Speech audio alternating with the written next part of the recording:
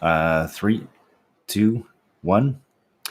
Hello, everyone. Welcome to episode 62 of the Nerds and Words podcast. This week, Tim is gone. He is currently recovering from a 72-hour juice cleanse to prepare his body for New World. So he'll be back next week after the game launches, and we'll be able to catch up with him. This week, we're going to be joined, as usual, by Potion Shop TV. It is I. Kerr. Yo, yo, yo. And special guest Nico Tulo. Hello from Germany this time.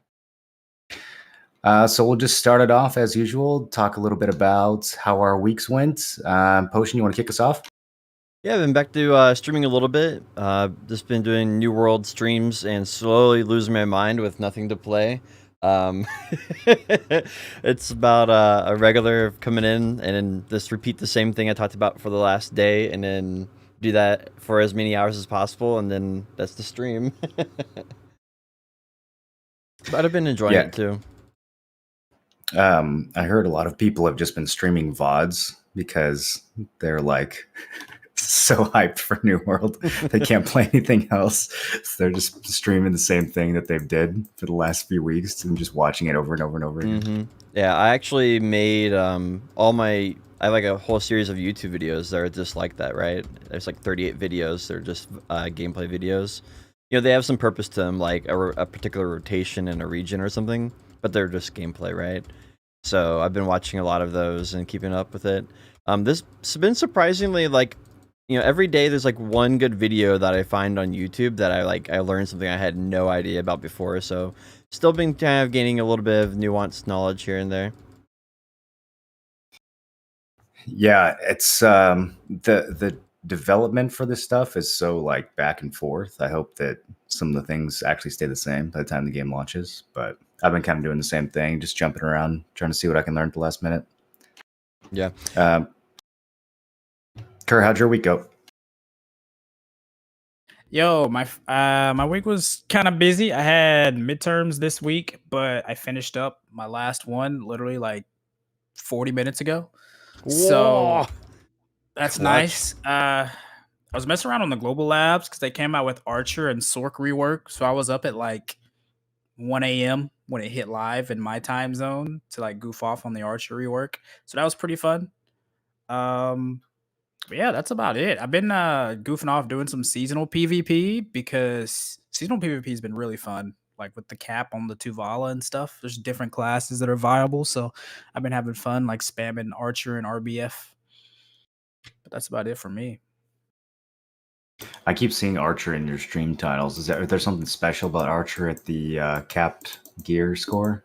Is it like the old 269 days or something? Well, kind of. Well, I don't know. Well, in the current game, right? So like when you're playing with regular gear, the way AP scales so hard over DP, like you just get one shot in super armors, right? Before you like can even kite around and do different things. But in the like Tuvala caps, you have different classes that are viable, right? Like you have like Kunos and you have Mooses and you have Archers and all these other classes that like do really well in PvP down there.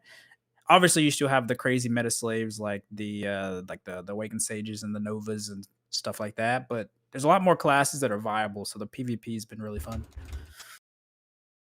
Nice. Yeah, some of my favorite PvP was season 1 when I was playing Suck Valk for the first time, and then again season 2 with Ashishun when that came out, just goofing around at Nagas with like, 400 gear score. It's interesting that the gear score is different, right? Like makes different classes matter. It's really I think BDO is like the only game I can think of that really the meta changes so much by just having a gear score cap. Yeah, it's the same way with like I mean, it's a lot of it has to do with time to kill, right? Like it's the same way with the weird caps on T1s, how the meta kind of violently shifted after they added the decaying health over time. And so it became very like iframey and one-shotty, and everyone just rerolled to rat classes instead of the typical meta classes. So it's just goes to show if they actually ever like fix time to kill in that game, I think it could be really good for overall balance. Do you think they will do that as well for the PvP seasons once they come? Well, I don't know. Maybe. I think that'd be interesting for the arena at the very least, because the arena, they said that they were considering doing a gear cap like that, right? So I think that would really influence a arena if they had one, and it might see a resurgence, and that would make the scene a little bit more interesting. Yeah, we'll see. What about you, Nico? What have you been up to for the last week, or just in general, since you're the guest? What are you playing these days?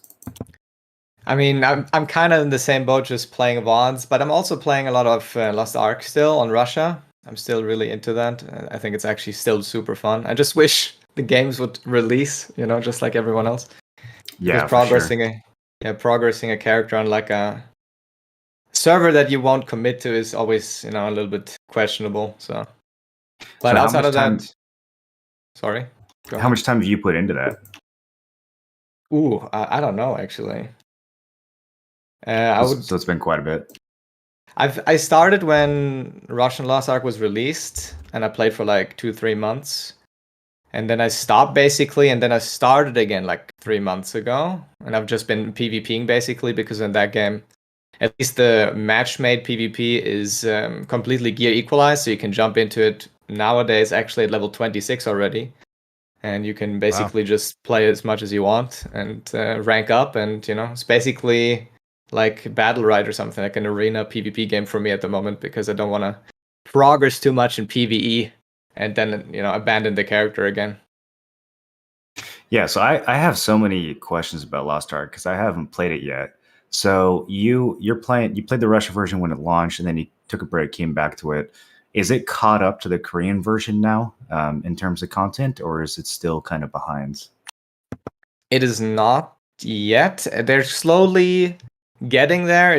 They have staggered releases as well. We are, I think, a couple months out of Korea at the moment. So like the high end, I think 2 more Legion Commander raid tiers, so which is the highest raid tier basically. Whereas we still don't have, in a couple of patches, we're behind on the PvP side as well. Because one of the things I was wondering is if it would be worth it to play the Russian server just to kind of see the content that's coming out.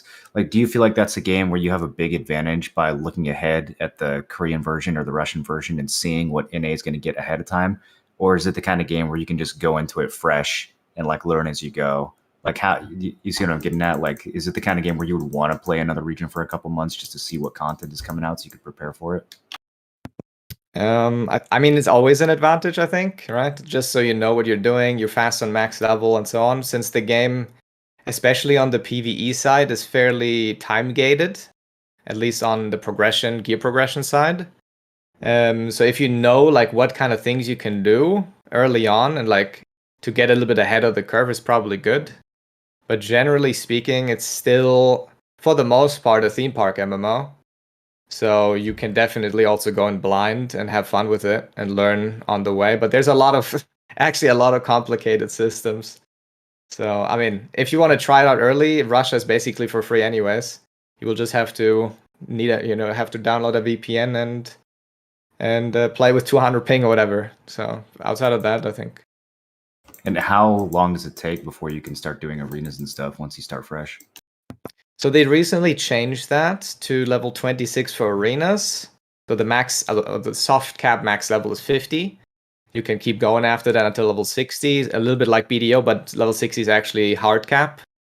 And once you reach level 26, you can start doing arenas. They just added that the last patch, which is really nice. So it only takes a couple of hours. The actual endgame PvE stuff, you will have to get to level 50-ish. Fast players that know what they're doing, it will take them, I don't know, 11 hours, 12 hours to get to that level. Newer players probably maybe double that, maybe 20. Interesting. Okay. That's and not so the PvP in that game is like somewhat capped, right? It's not directly tied to your PvE progression, or how does that work? So there's a couple different ways you can PvP, but the most relevant one is Matchmade Pvp, and that is just through an arena queue browser, just like in League of Legends or something, where you queue up, and there's normal mode, 1v1s, 3v3s, free for all, and so on. And 1v1 is actually not 1v1, it's more like King of the Hill. And then you also have ranked, but ranked is only 3 versus 3. And you can't queue up with a team actually, it's only solo queue as well. And yeah, you like there's also other PvP on the side of like islands. So islands is basically like nodes are in BDO, but kind of instanced where you take your boat and you ship there and then you land there in the island, and the island is kind of instanced in that way. Although it's, that's basically the form of open world PvP to an extent. On some of those islands, PvP is always enabled, and then gear matters. And on top of that, there's also basically node wars over these islands, and in those there's also a limited amount of gear scaling. I'm not really 100% sure because my gear sucks, so I can't play them. But there's different times. There's so much different content there then. So just to interject, because I see there's a lot of people asking who Nico is. Do you want to give your introduction of who you are? I know us OG BDO players remember you and know who you are, but for the new people. Sure. Yeah, I started streaming basically with BDO back in the day when it came out. I don't know, what is it now, 6 years ago almost? It was a long time.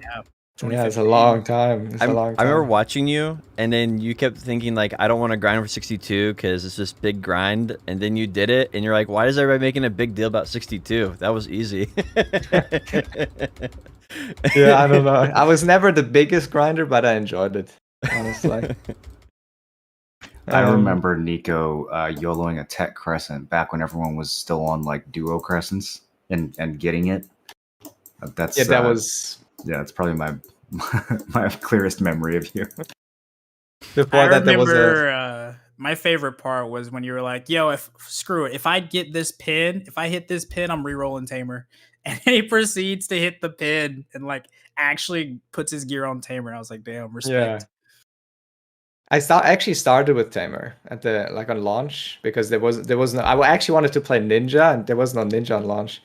So I ended up playing Tamer, and I actually really liked it. But when Striker released, I was instantly hooked and almost never changed. I played a little bit of Archer, a little bit of Tamer afterwards, but I always ended up on Striker again. Did you ever... so how long has it been since you played BDO regularly? So the last... I've quit the game so many times I can't even count anymore. The last time I quit was, I think, around half a year ago. Yeah, something like that. Okay, so you still kind of coming and going. I mean, I always get the BDO itch, but I feel like nowadays I'm not... after the last quit, I'm not so much inclined to play again until I can see the things that I want to be change, But I don't think that will ever happen, so I don't know. I'll probably just end up being mad again at some point and playing BDO. Yep, that's usually how it goes. Okay. Anything else people should know about you? Any accolades? Anything you like to brag about?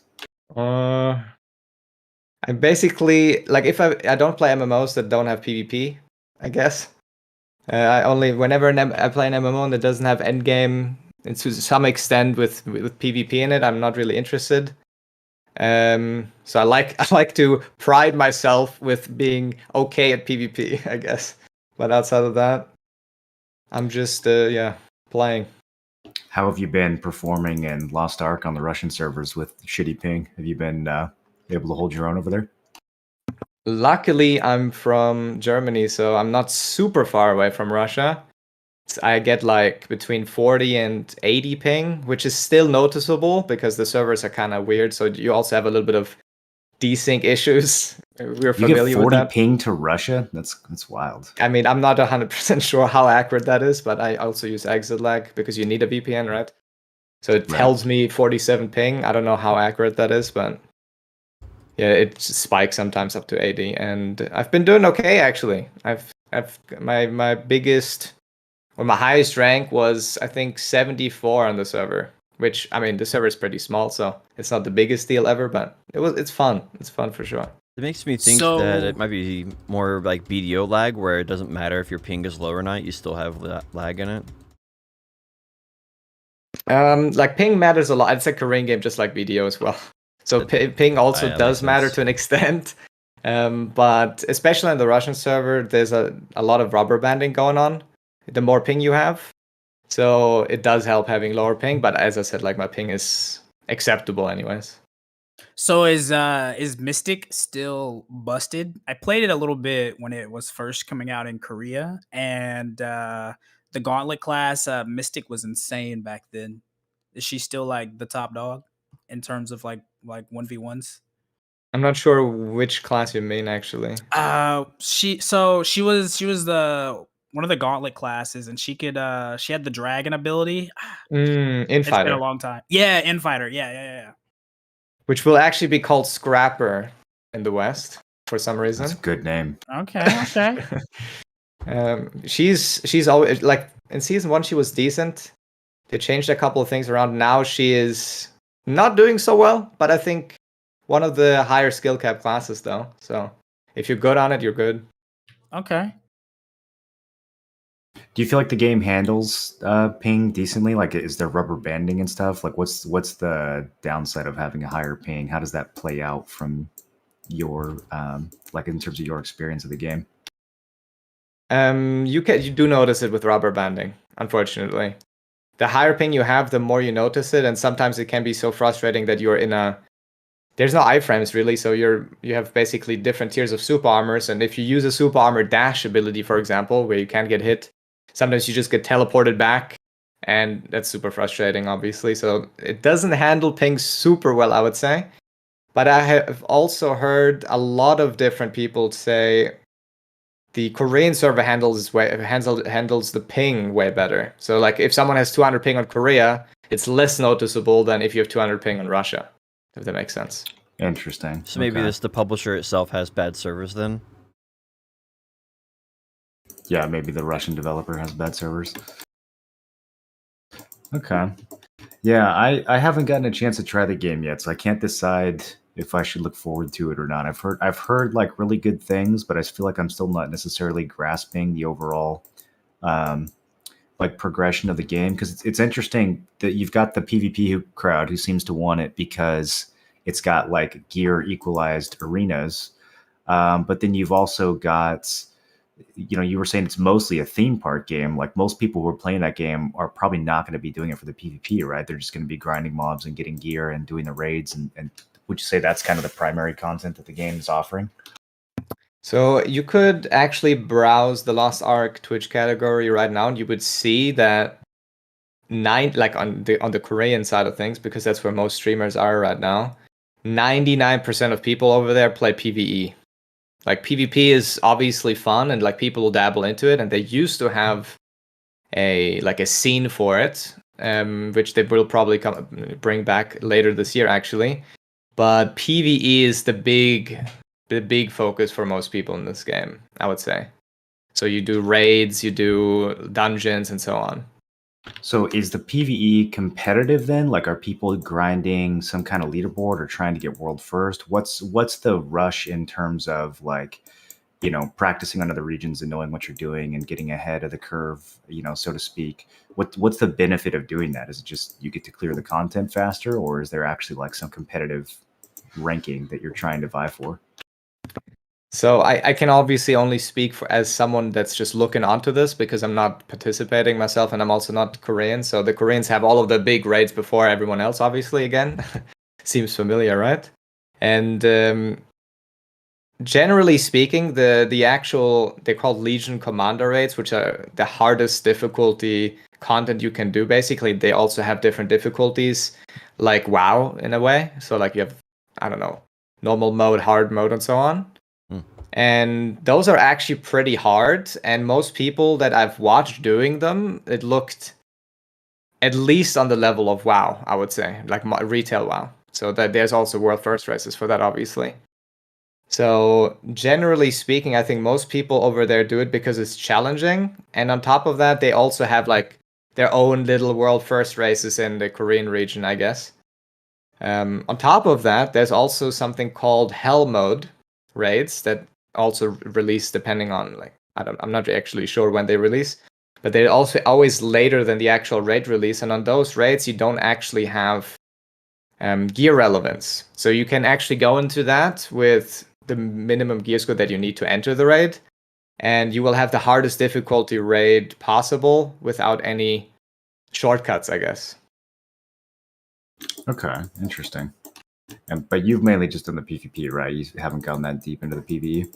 Yeah, so far I'm just PvPing. I've watched Saint One actually is also a streamer. He streams on Korea, and he's cleared basically all of the latest content, and it's I always watch those just because it's very interesting, and the mechanics of those boss fights are actually very in depth. So if you watch one of those for the first time, it's like you don't really know what's going on, and I think that's a good thing. So there's definitely a pretty big learning curve in that regard. So I think a lot of people are just hooked on, keeping on dying to the same boss over and over. That's the best part of any theme park game is the progression, right? I feel like once you actually beat the content, you almost like the game kind of loses a bit of its appeal, ironically. So yeah, the longer it takes you to get through it. That's why I'm kind of curious, like, because for me, the big question is, am I actually going to go take the time to play Russia before NA? And it's like, if the only point of doing that is so that I can clear the raids, a month sooner than it otherwise would have taken me, it's kind of like, well, what's the point? I might as well just experience the progression, in a raw form, rather than like going and learning it in another region just so I can do it faster in NA.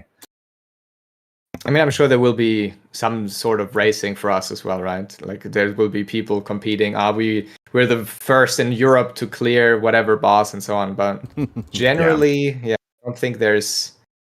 While they're hard and challenging, I think the competition isn't as, or probably won't be as well focused on in our version, since obviously Korea, Russia, and Japan will get the raids before us, so we'll be a little bit known already. Yeah, that's kind of sad too, right? Like playing a theme park game where everything is already figured out before you even get the content. That's a big buzzkill. Yeah, that's a similar problem that they're having with the BDO dungeons too, right? Where it's like, well, like you're given titles for the first completion, so how do you do that when Korea gets it 1 to 2 months early? So like they didn't even give the titles for our version just because someone just watched the videos of a Korean showing the Right. mechanics and puzzles. So Yeah. hopefully they figure that out. But yeah, I don't know. I think the one thing that I like about it is that the equalized PvP actually feels well balanced, and it feels like they took time to actually make sure that that was like a good process, Like I feel like a lot of games like the healing is too strong or the damage is too much, but like I watched like Nico and Zav, I think is what he calls himself now. And both of them, like, it just seems like it's just well balanced, right? It's just the easiest way of saying it. Which I mean, at the end of the day, it's still an MMO, right? So you definitely have some balance issues here and there, and they have some issues with damage mitigation actually, so shielding and damage reduction buffs, because those are a little bit overwhelming in the sense that there's not really any counterplay potential besides running away from them. So, but there is some imbalances definitely apparent, but overall, you could probably get to the top with the worst class, and I mean that's pretty good, I would say. Yeah, I mean that's a good sign for sure. So I'm also kind of curious how the monetization works as well, because people were saying a lot about how many pay-to-win aspects there were in the Korean version. But if that doesn't affect PvP and it only affects PvE, is that another thing where like it's the people who are racing for world first who are pulling out their wallets so they can like get gear faster or something? Like what's the drive to spend money there? So generally speaking, I would say, like what I always say when people ask if the game's pay to win, I always say yes and no. For as things like PvP, as you said, and Hell mode, which is the hardest difficulty rates, there's no gear relevance at all, so pay to winning doesn't really matter. Outside of that, though, actually getting your character stronger and getting to the content faster, I guess, you can pay for. There's also things like in BDO where you can, like a costume gives you very slight benefits depending on the rarity of it, or your pet actually gives you some benefits as well. So, there's definitely some monetization that the West will think is quite problematic, and I agree with that. But since I'm just playing equalized content anyways, it doesn't really affect me as much. But generally speaking, the biggest bottleneck of the hard PvP stuff and so on is actually just the mechanics. I know that's like an excuse a lot of pay-to-win games have, but generally speaking, that's actually the case. So even if you're, I don't know, 200 gear score higher than the other person in the raid, it doesn't mean you will actually do better, because it's a lot of the raids is focused on mechanics mainly. So yes, you can get stronger. Yes, it is in that sense pay to win for sure, but it doesn't affect you as much as it would you in other games, if that makes sense. Yeah, that's one of the things I'm really actually looking forward to about Lost Ark, is that it gives me kind of the, isometric top-down ARPG feeling, but it actually seems like it has meaningful MMO mechanics. Because, all these other ARPGs, like I'm playing Diablo 2 Resurrected right now, but whether it's, D3 or Path of Exile or all these other games, they inevitably come down to just sort of like crazy gear scaling and like spamming teleport and one-shotting everything. And like, I don't know, it never felt as interesting as like a proper, theme park game with well thought out bosses. And, and it was never as satisfying to kill a boss in Path of Exile as it was to kill a boss in like, Dark Souls or even like Final Fantasy 14. So I'm looking forward to this type of combat, but actually having like meaningful mechanics to do as well.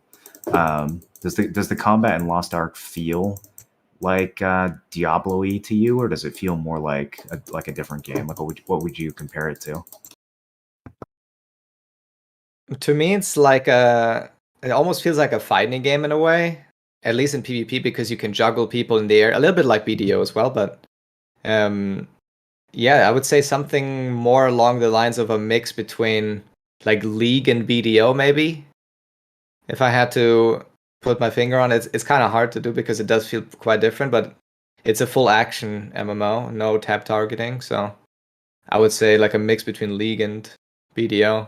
It feels to me. Yeah, I've always wanted like a MOBA style game to be an MMO. Like for characters to be designed in that way. Albion kind of tried it, but the way they design their combat is a little chunky. But I've always thought it would be amazing if you had like Dota style heroes that played out in an MMO setting. And so it looks like Lost Ark might be the closest thing that we're going to get to that.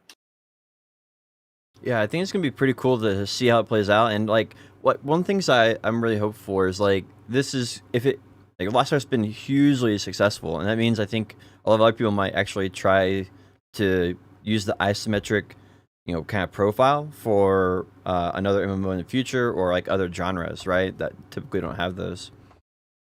Because I think that it's like an interesting hybrid from what we've seen so far. So I guess the main reason, I think the only biggest like pay to win or like annoying complaint that I used to always hear was how like, so you have like limited dungeon runs and stuff like that per week, right? And there was like a thing where you could make a new alt, and that alt could also run dungeons and things, so it became like an alt simulator. I don't know if it's still like that, but that was one of the complaints that I heard the most a couple years back. Yeah, that's also something that I always complain about, and it's still a thing, but they have recently actually worked on removing a lot of that. A lot of the content now actually doesn't give you gold anymore, which is the equivalent in BDO to silver, basically, which you can pay anything with, basically.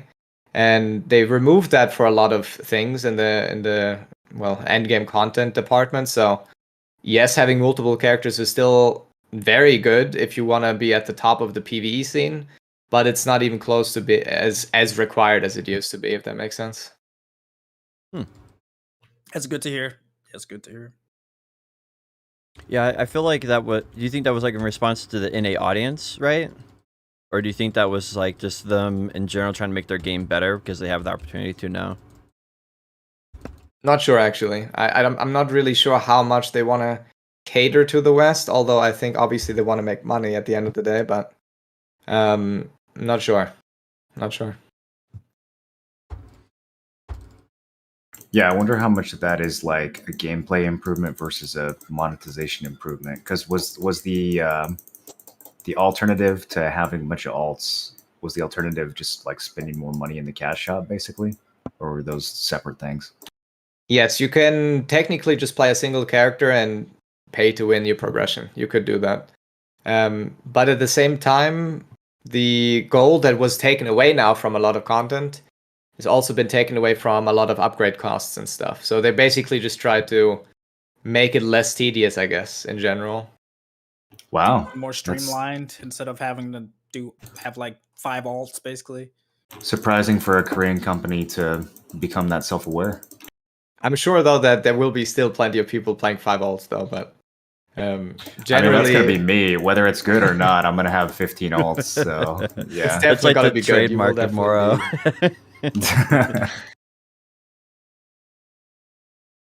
All right. Well, do we have any other thoughts on Lost Ark? I know we kind of sorry for interrogating you so much. I've definitely been curious about the game Yeah, for a long time though, and I've been like You can- really on the fence of whether or not I'm going to download the Russian game because I don't know if that's going to make it more or less fun for me in the long run. So I've been agonizing over it. I mean, I would recommend like if you don't have any for anyone that wants to try it out, a lot of VPNs have like free trials for a couple days. So if you don't want to super commit to it and like get all the information already and know everything already, you could just play it for a weekend and see if you like it or not. That's my recommendation. Absolutely, that's a good recommendation for. So besides Lost Ark, you get hooked on anything else lately? I mean, I will be playing the shit out of New World on launch. Did you go pretty hard on the betas? Yeah, I on the closed beta, so the first one this year we had, I got to level 60 and tested out all the endgame stuff. I think Potion did that too, if I remember correctly. And then on the other one, I got to like level 30, just trying out some builds. But yeah, I'm ready. Yeah, we pretty much did the same thing. Do you see that as a game that you're going to be able to main for a long time? No. So you're also in the same boat as we pretty are. much everyone seemed to be in the same boat about that game. Super excited to play it and not really thinking that it's going to last more than a month or two. But I think it's unique enough for it to be fun for a little bit. So like it's a little bit of a different take to MMOs, I feel like, in a couple of ways, but generally long term, I don't see it, at least not right now.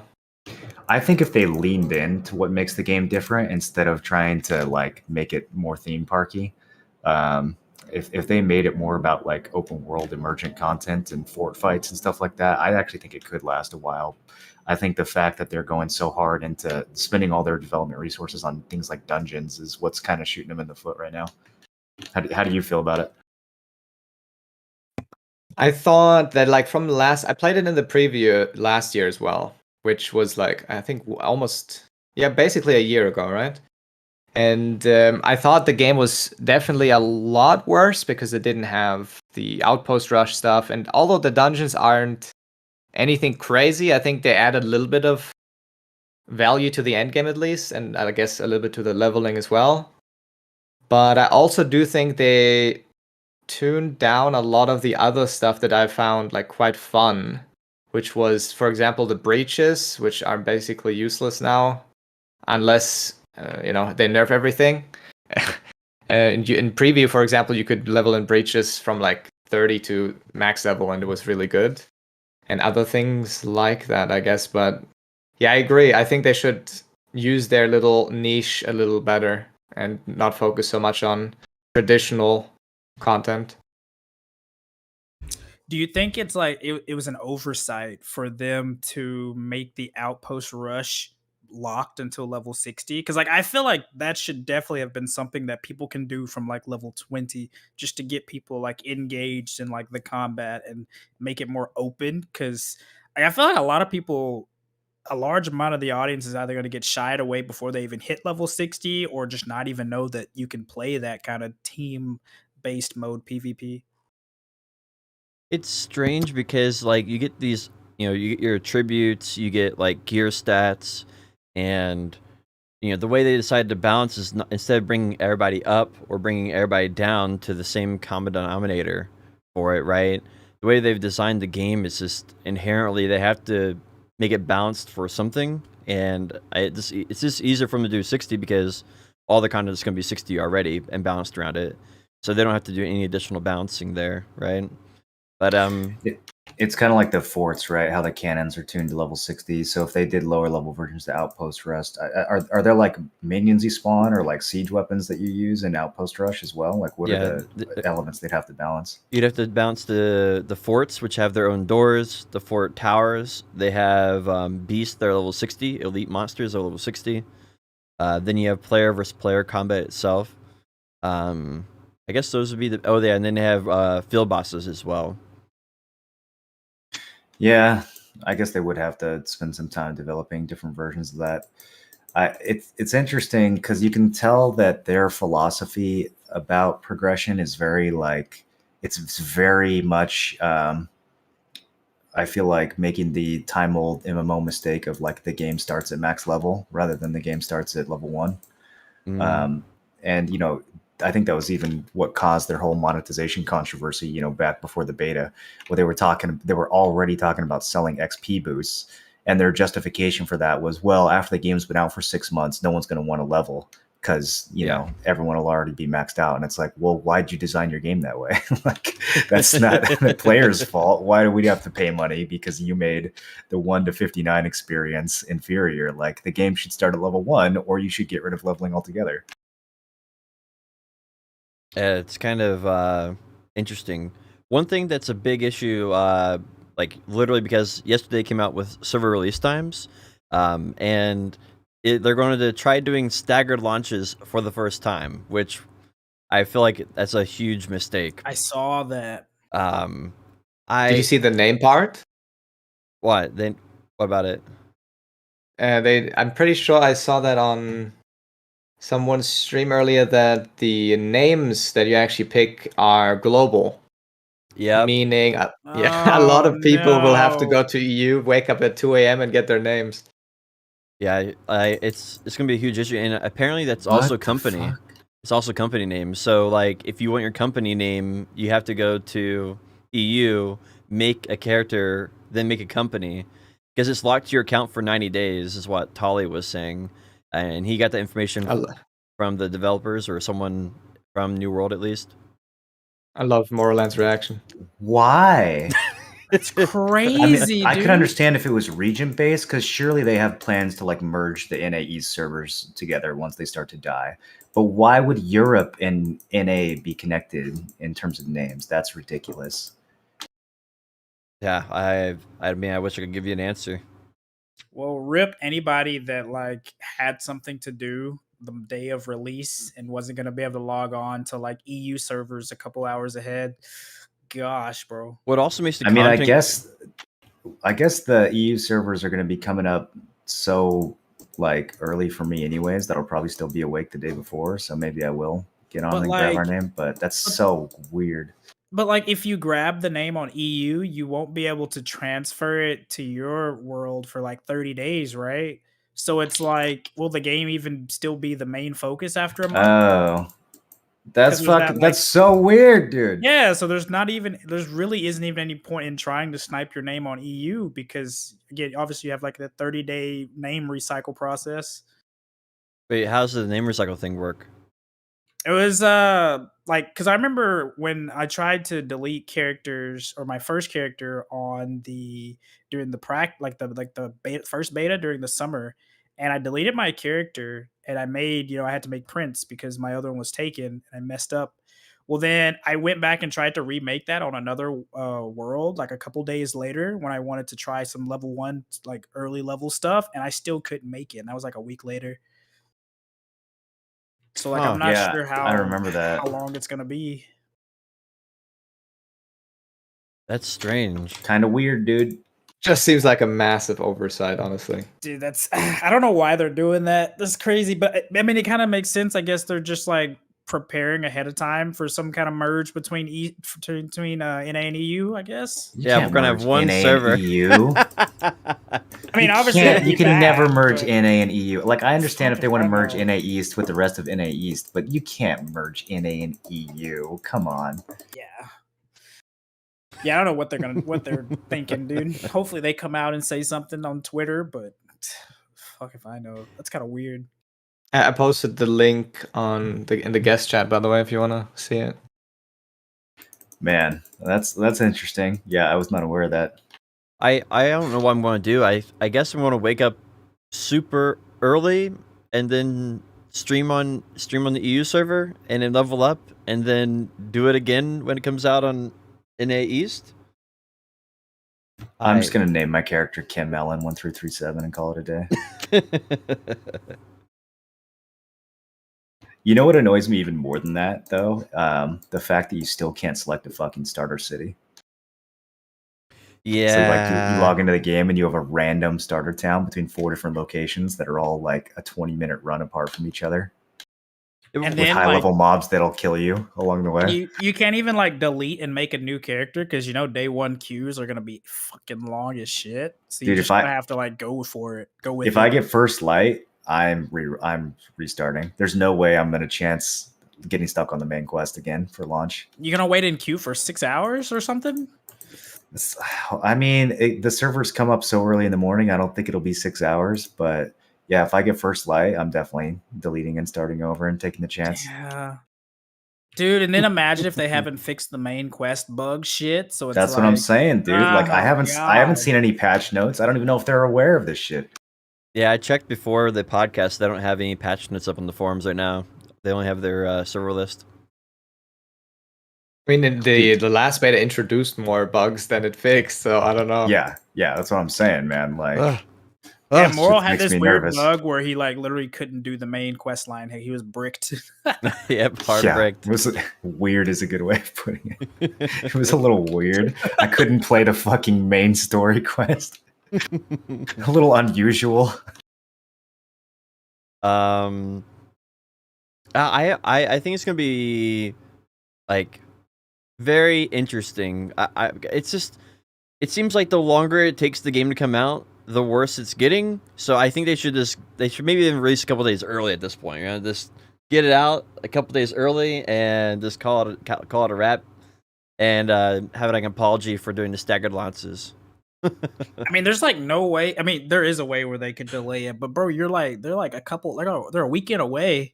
Like at this point, I don't think there is any like not releasing it.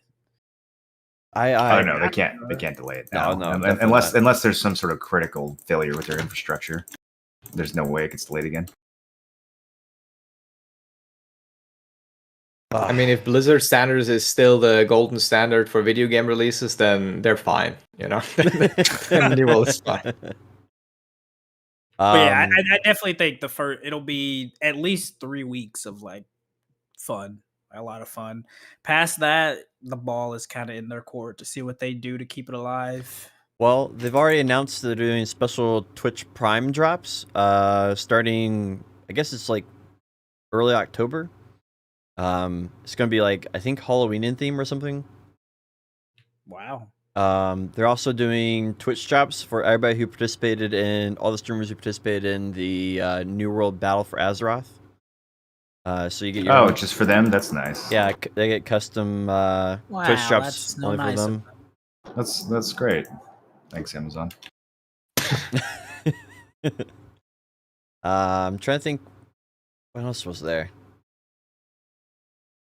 Yeah, what do you got? I guess EU's is going to have the worst queues in the history of video games because of this, right? Because everyone's going to try to get on there super early, and it's going to have like twice the flood that it usually would. I don't know. They seem to increase the server capacity quite a bit in the last beta, so maybe the queues won't be as bad as we think. There was another cryptic New World Twitter post that said you can adventure with over 1,000 people at the same time on the same server. Whatever that means. I don't know what that means either. I try not to take their Twitter too seriously. They post some real dumb shit. Dude, I don't know who I'm pretty sure it's just some social media intern who doesn't actually play the game. He's done a pretty good job. He made like a what was it, a time, like it was it he like a server listing. He posted it. Apparently did it internal. He made like a second tweet later on. He apologized for listing one server twice on it. So I don't know. I feel like this weird dude's doing okay. Done a good job. Yeah, like I don't know. making I've seen their Twitter account say some very, very dumb things and back and forths with the players. So Did you see I take it all with a grain of salt. what was this thing at Gamescom, the Twitch, like this interview that they had? Oh yeah. Oh They my had an God. interview with Scott Lane. I think there was like a live interview with, it wasn't Scott Lane, I don't think. But it was so bad that it's not worth mentioning anyways. But like even the upper people over there tell a lot of weird things. So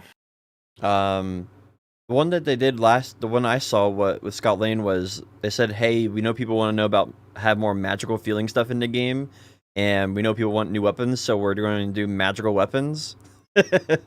And then then they showed a picture of the Void Gauntlet and potentially like the Lightning Gauntlet, maybe.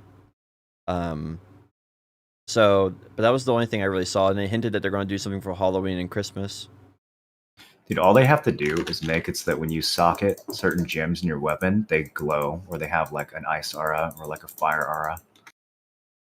Dude, I thought it was fucking like that, sweet, right? dude. Like in one of the original previews, you could see like a fire, like a flaming sword and things like that. Yeah. right? Yeah, how hard is it to have flaming swords? Asheron's Call had flaming swords. So, Fucking I don't know what happened 2000. to that. I saw someone have a void crystal in their spear, and it was glowing purple. So Yeah, it gives you like a little hue, like a tint, right? Like little particles that come out the tip of it when you put it in Yeah, the I guess spear. that's true. They do glow a little bit, but they need to Yeah, burst into flames.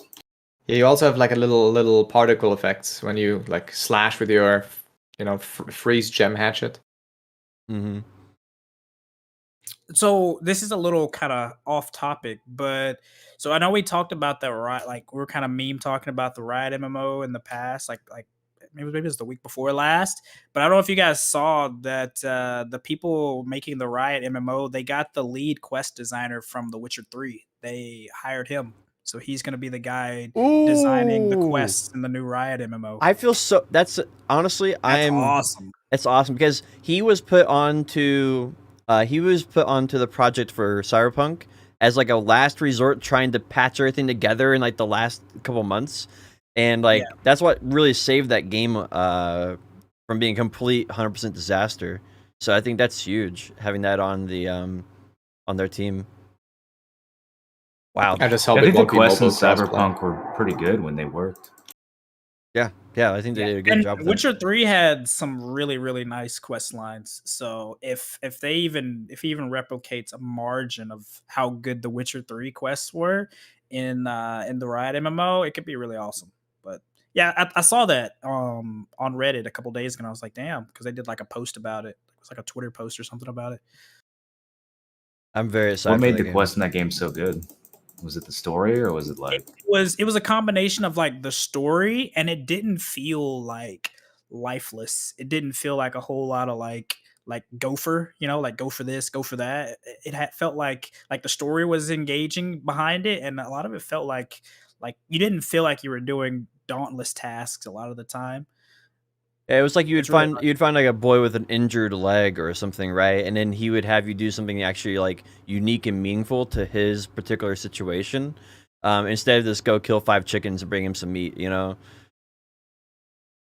So like they actually had like and they're all like I guess a good way of putting it would be like they're like miniature storylines. Like you would have like a full like introduction, like to story, then you'd have like a main plot, and then you'd have a conclusion, and it's like every side story had that element to it.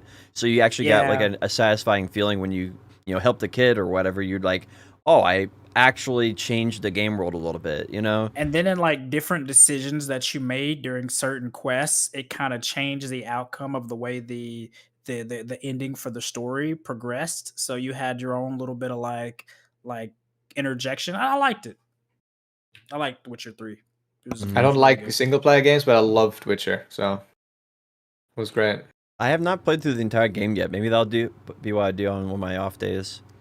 Dude, there's so many quests in that game, so much shit.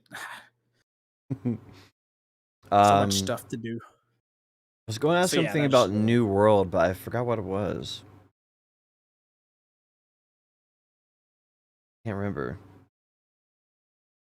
I was going to ask, like I was going to mention, I did some of the math on the in-game gear farms, and they are outrageous, for like such a nuanced amount of power. So they have these, arenas where you can go fight like a Spriggan, or you go fight like the Siren, or different stuff like that. And in those boss fights, you have to get like an orb to go, and do them. Well, I did the math on it. It's like, even if it's like 5 hours, I think, like min-maxing it to get all the ingredients in order to make one orb. So if you're if you have a 5-man team, it's 1 hour per match you're doing of that. But but the thing is, like, there's only one good legendary from those arenas. Like, it'll put like one legendary ice gauntlet is from the one that's in Eden Grove, and so let's say it's a 1% drop rate. You're looking at basically 20 hours of grinding plus the actual arenas, as a group of players doing it. And I think it's like a really, really long grind for only one item, right? It's not like something You for were a everybody. Grant main? Say it again? So like, I had a similar thing where it was like, what was the one? It's like the Asian-y inspired, or the region, like the Oriental inspired region, all the way to the left. Was it Ebon scale? Yep. Or yeah, that I had a similar thing where it's like, how would I spam this dungeon? Because there was a heal staff that I wanted. It was like plus 26% healing output, and like I ran it a shit ton of times, and like I never got it. So, and that was an easier one to get runs for, because the quest gives you one for free, and so many people had like their little orb to enter, right? So it's like, well, what happens when you don't have a steady supply of like new people getting orbs? And it's like, you got to spend hours collecting the materials to craft the orbs. And I see what you're talking about. I'm actually thinking about figuring out what dungeon I want to spam ahead of time, and then when launch happens, making sure I'm like, oh, I'm happy to be doing carries for this one. Would you like to join me? Because I was thinking about the same thing, because it's like, you definitely want to get in early when people are still constantly running it. Because once that's gone, like once that supply is gone, like it's going to be 100 times the effort to be able to get in those, like, time wise. So to those items specifically, though, I'm pretty sure in the open beta they buffed those drop rates to specific dungeon drops. Yeah, and they buffed all of the mobs as well. I do think they've increased it, but I just don't know, because the problem is that it's not like everybody in your party has something to go for. It's only one item. So like Ebon Scale is like or what's it called? What's the one that you're talking about, Kerr? Yeah, Ebon Scale. I wanted the life staff, right? Ebon Scale is only life staff, so like you got to find a whole group of life staff users who want to farm that. It just seemed, if you had something for everybody, I think it'd be a little easier, right? Because then everybody'd be interested in farming the materials to go and do it late game. Well, there was a couple different ones in there. There was like a really nice bow that was in there. But the biggest thing was that, like, if one of your party members gets it, there's no way for you guys to trade it to each other because they bind on pickup. That was like the most annoying part. So it's like, if you're spamming for it and some of your guildies or whoever gets the said item that you want and they don't need it, well, it's like, well, you're fucked. You still got to keep running because, you can't trade it. So it would have been nice if there was some way to like trade those items like before you leave, or some kind of like loot cash thing where you can like pass if you don't need it or something like that. But yeah, it would be nice to be able to trade your to your party members who did it with you for like maybe the next 2 hours or something, like they do in Diablo 3. Something like that. Every theme park game ever, where you can roll on items. Right? Yeah, it's a little strange that they neglected that. And it's I just don't understand the benefit of it, other than like it's a little simpler, right? Like programming wise, but I think it's just it's another thing. It's just a consequence of the game being rushed. I'm sure at some point, 3 months from now, it'll be different. But I agree. There's just so many things that they're trying to push all at once. Well, I thought 1.5 years ago that we would have swimming by now, but Well, listen, We when still you're in don't. armor, you're not Have gonna be able to they- swim. All right, you're gonna You don't sink to the enjoy walking bottom. on the bottom of the ocean? Have they said anything about swimming at all? I don't think so. I would like to see it where the heavier armor that you're wearing, the quicker you run out of stamina and sink to the bottom, and then you have like a brief swimming animation if you're in heavy, right? You just kind of go out there and you just go down. If you're in like light armor, you get to swim like a couple feet and then you go down. So then if you could actually like take off all your armor and everything, you could swim around a little bit, you know, and actually like interact with the mechanic. I think that'd be fun. I think that'd be at least people would still complain about it and be like, I sink too fast. This is not good. But I think like a little bit, it would help the immersion of the game a lot, not sinking instantly into the bottom of the ocean and walking on the floor like you're some sea monster. It is staggeringly immersion breaking when the first time you go into water in that game.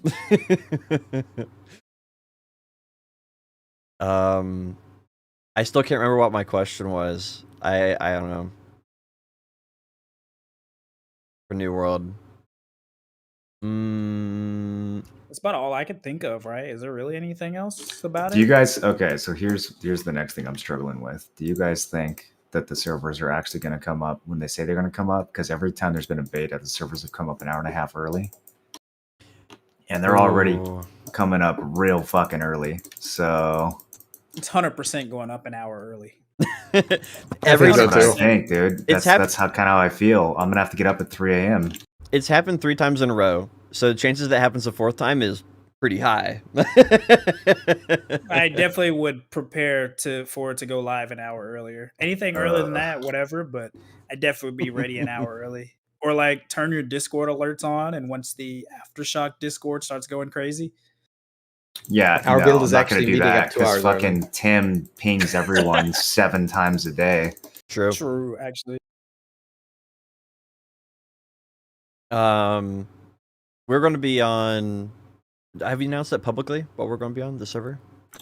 Yeah, I think everyone knows. Valhalla, right? Yeah, Valhalla. which is the NA East PvP server. So it's going to be packed. So I'm looking forward to that at the same time as not looking forward to the queues. So I'm like 50-50 on this, not playing on EU and just waking up at the proper time and just going, because once you get off and get back on the next day, like the queues are just gonna be outrageous. At least on our server. So I feel like I kind of have to like this go as long as possible first day. Yeah, I definitely I'm not gonna bother logging on EU to try to like snipe a name, especially because like what am I gonna do, right? If I log on EU and I get a name, right, and then I want to delete that character to free the name up at a later date after waiting the whatever period, like you can't. We didn't have a way to rename characters. So what am I gonna do? Make a new character and then level to 60 again? Like there's no shot. I think Right? the only reason you would do that is if you wanted to get like the name God or something like that and resell it. I was watching Tali and he said that. I was like, that's, we'll make $1,000. That's the way to make $1,000. Selling names in New Worlds? Yeah, I mean where do you even go to sell them? You sell them for 100,000 gold in game. That's definitely how you do it. But no, It happened to me before actually. Someone messaged me on it was actually an Instagram account. They wanted that name, and he was like, I'm offering you $300 straight up. I just want the name." And I'm like, "Okay, it's sure, dude." That happens, yeah. Interesting. Yeah, people like that kind of stuff, especially like big streamers. Like if you happen to get like a big streamer's name, like, and they come back to the game, I mean, they'll pay a little bit of money for that. So you just hold their name hostage? I mean, that's one way of putting it. I see it as a negotiation, right? But no, interesting. I think that's going to be definitely something that people try doing, especially since EU comes up early. A lot of people are going to realize that name reservation thing is a thing now, and I think there's going to be a lot of those people try taking. Well, I've got a bunch of backup names, so I'm not worried about it. Yeah. I'll just add like 5 extra R's.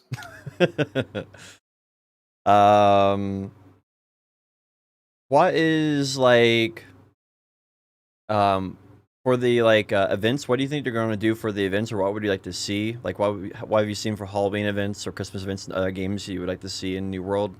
Since they've hinted I they're going to do mean, that. I think, dude, like the sky is the limit for this because so Amazon, who is publishing this, right, slash owner of this, they also own Twitch, so they have complete control over the linkage between the two. So they can do so much when it comes to events, right? Whether it's like, different rewards, changing the atmosphere. I mean, there's a lot of stuff they can do, but will they do it? I guess is the real question, right? Yeah, that's true. I mean, I kind of assume they would do that. I really just interested in game because if any type of attendance reward type system, you can put in a new package called Twitch drops, but eventually people will learn that it's just attendance rewards, and then they get tired of doing it. And you can see that in BDO where they did Twitch drops for like 2 months straight, and then people just kind of got tired of like sitting around for Twitch drops all day long, because people, they learn. They're not dumb, at least not all of them. So I feel like I'm really curious what's going to happen in game. Are they going to release like the Void Gauntlet for Halloween, and that's going to be like the Halloween themed weapon? Are they going to release like an ice staff or something for Christmas? Like, are they going to have like a new game mode or something? I don't know. That's why I'm kind of want to see like what they're going to do. With New that. weapon every holiday.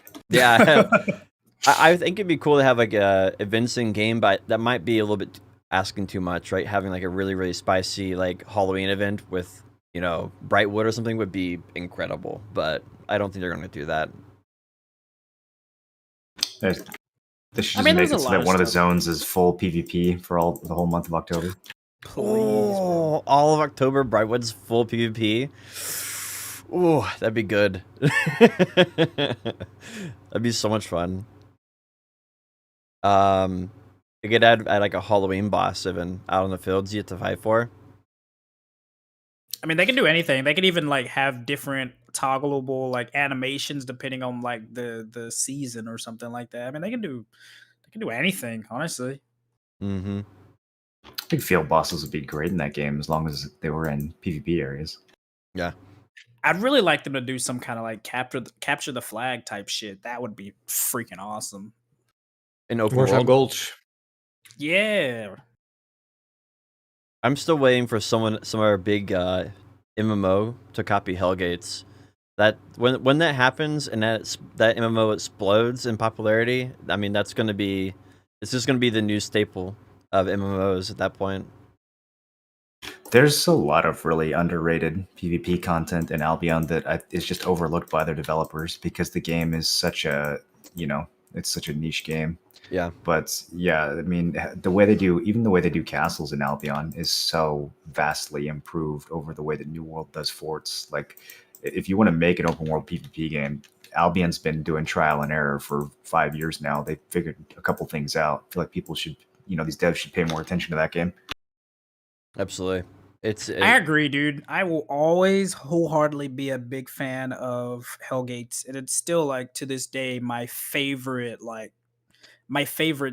PvP slash PvE mode out of any game, which is weird to say because people are like Albion, like good, like PvE PvP game mode, but Hellgates was just so good, such a staple. Mm-hmm.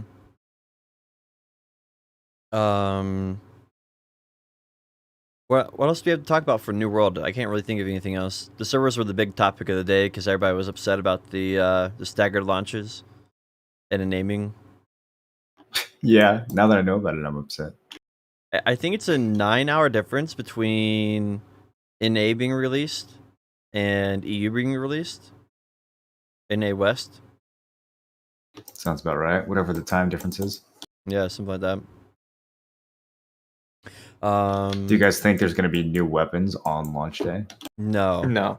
I do think there's going to be like a new expedition pretty close after launch in Shattering Mountain. Sir Medieval did like a good video on that where someone glitched behind the little wall where the captain used to be up there. And now it goes down farther and there's like an expedition portal wall there. So it does seem like they're going to add an expedition portal, and people are thinking there is an orb in the database right now for Isabella's lair. So, and Isabella's like the main villain bad guy, right? So I think that's going to be really, really interesting. Yeah, to that see. makes sense. They just added post 40 main story quest in the closed beta, but I don't think a lot of people got far enough to see where it goes. So yeah, I'm sure that the main story will be somewhat finished when the game launches. Mm-hmm. Yeah, I think it's gonna be exciting because we didn't get to see any of that, and that's good. That's a good amount of content that we have to go through. I think I'm gonna kind of wait to kind of do all that because I think some of those items that drop based on your gear score. So I'm going to kind of wait until I have pretty high gear score to go do those to ensure that I make sure those drop at the highest gear score possible for me. That's such an unfortunate system. Yeah. Also, a really big problem, I think.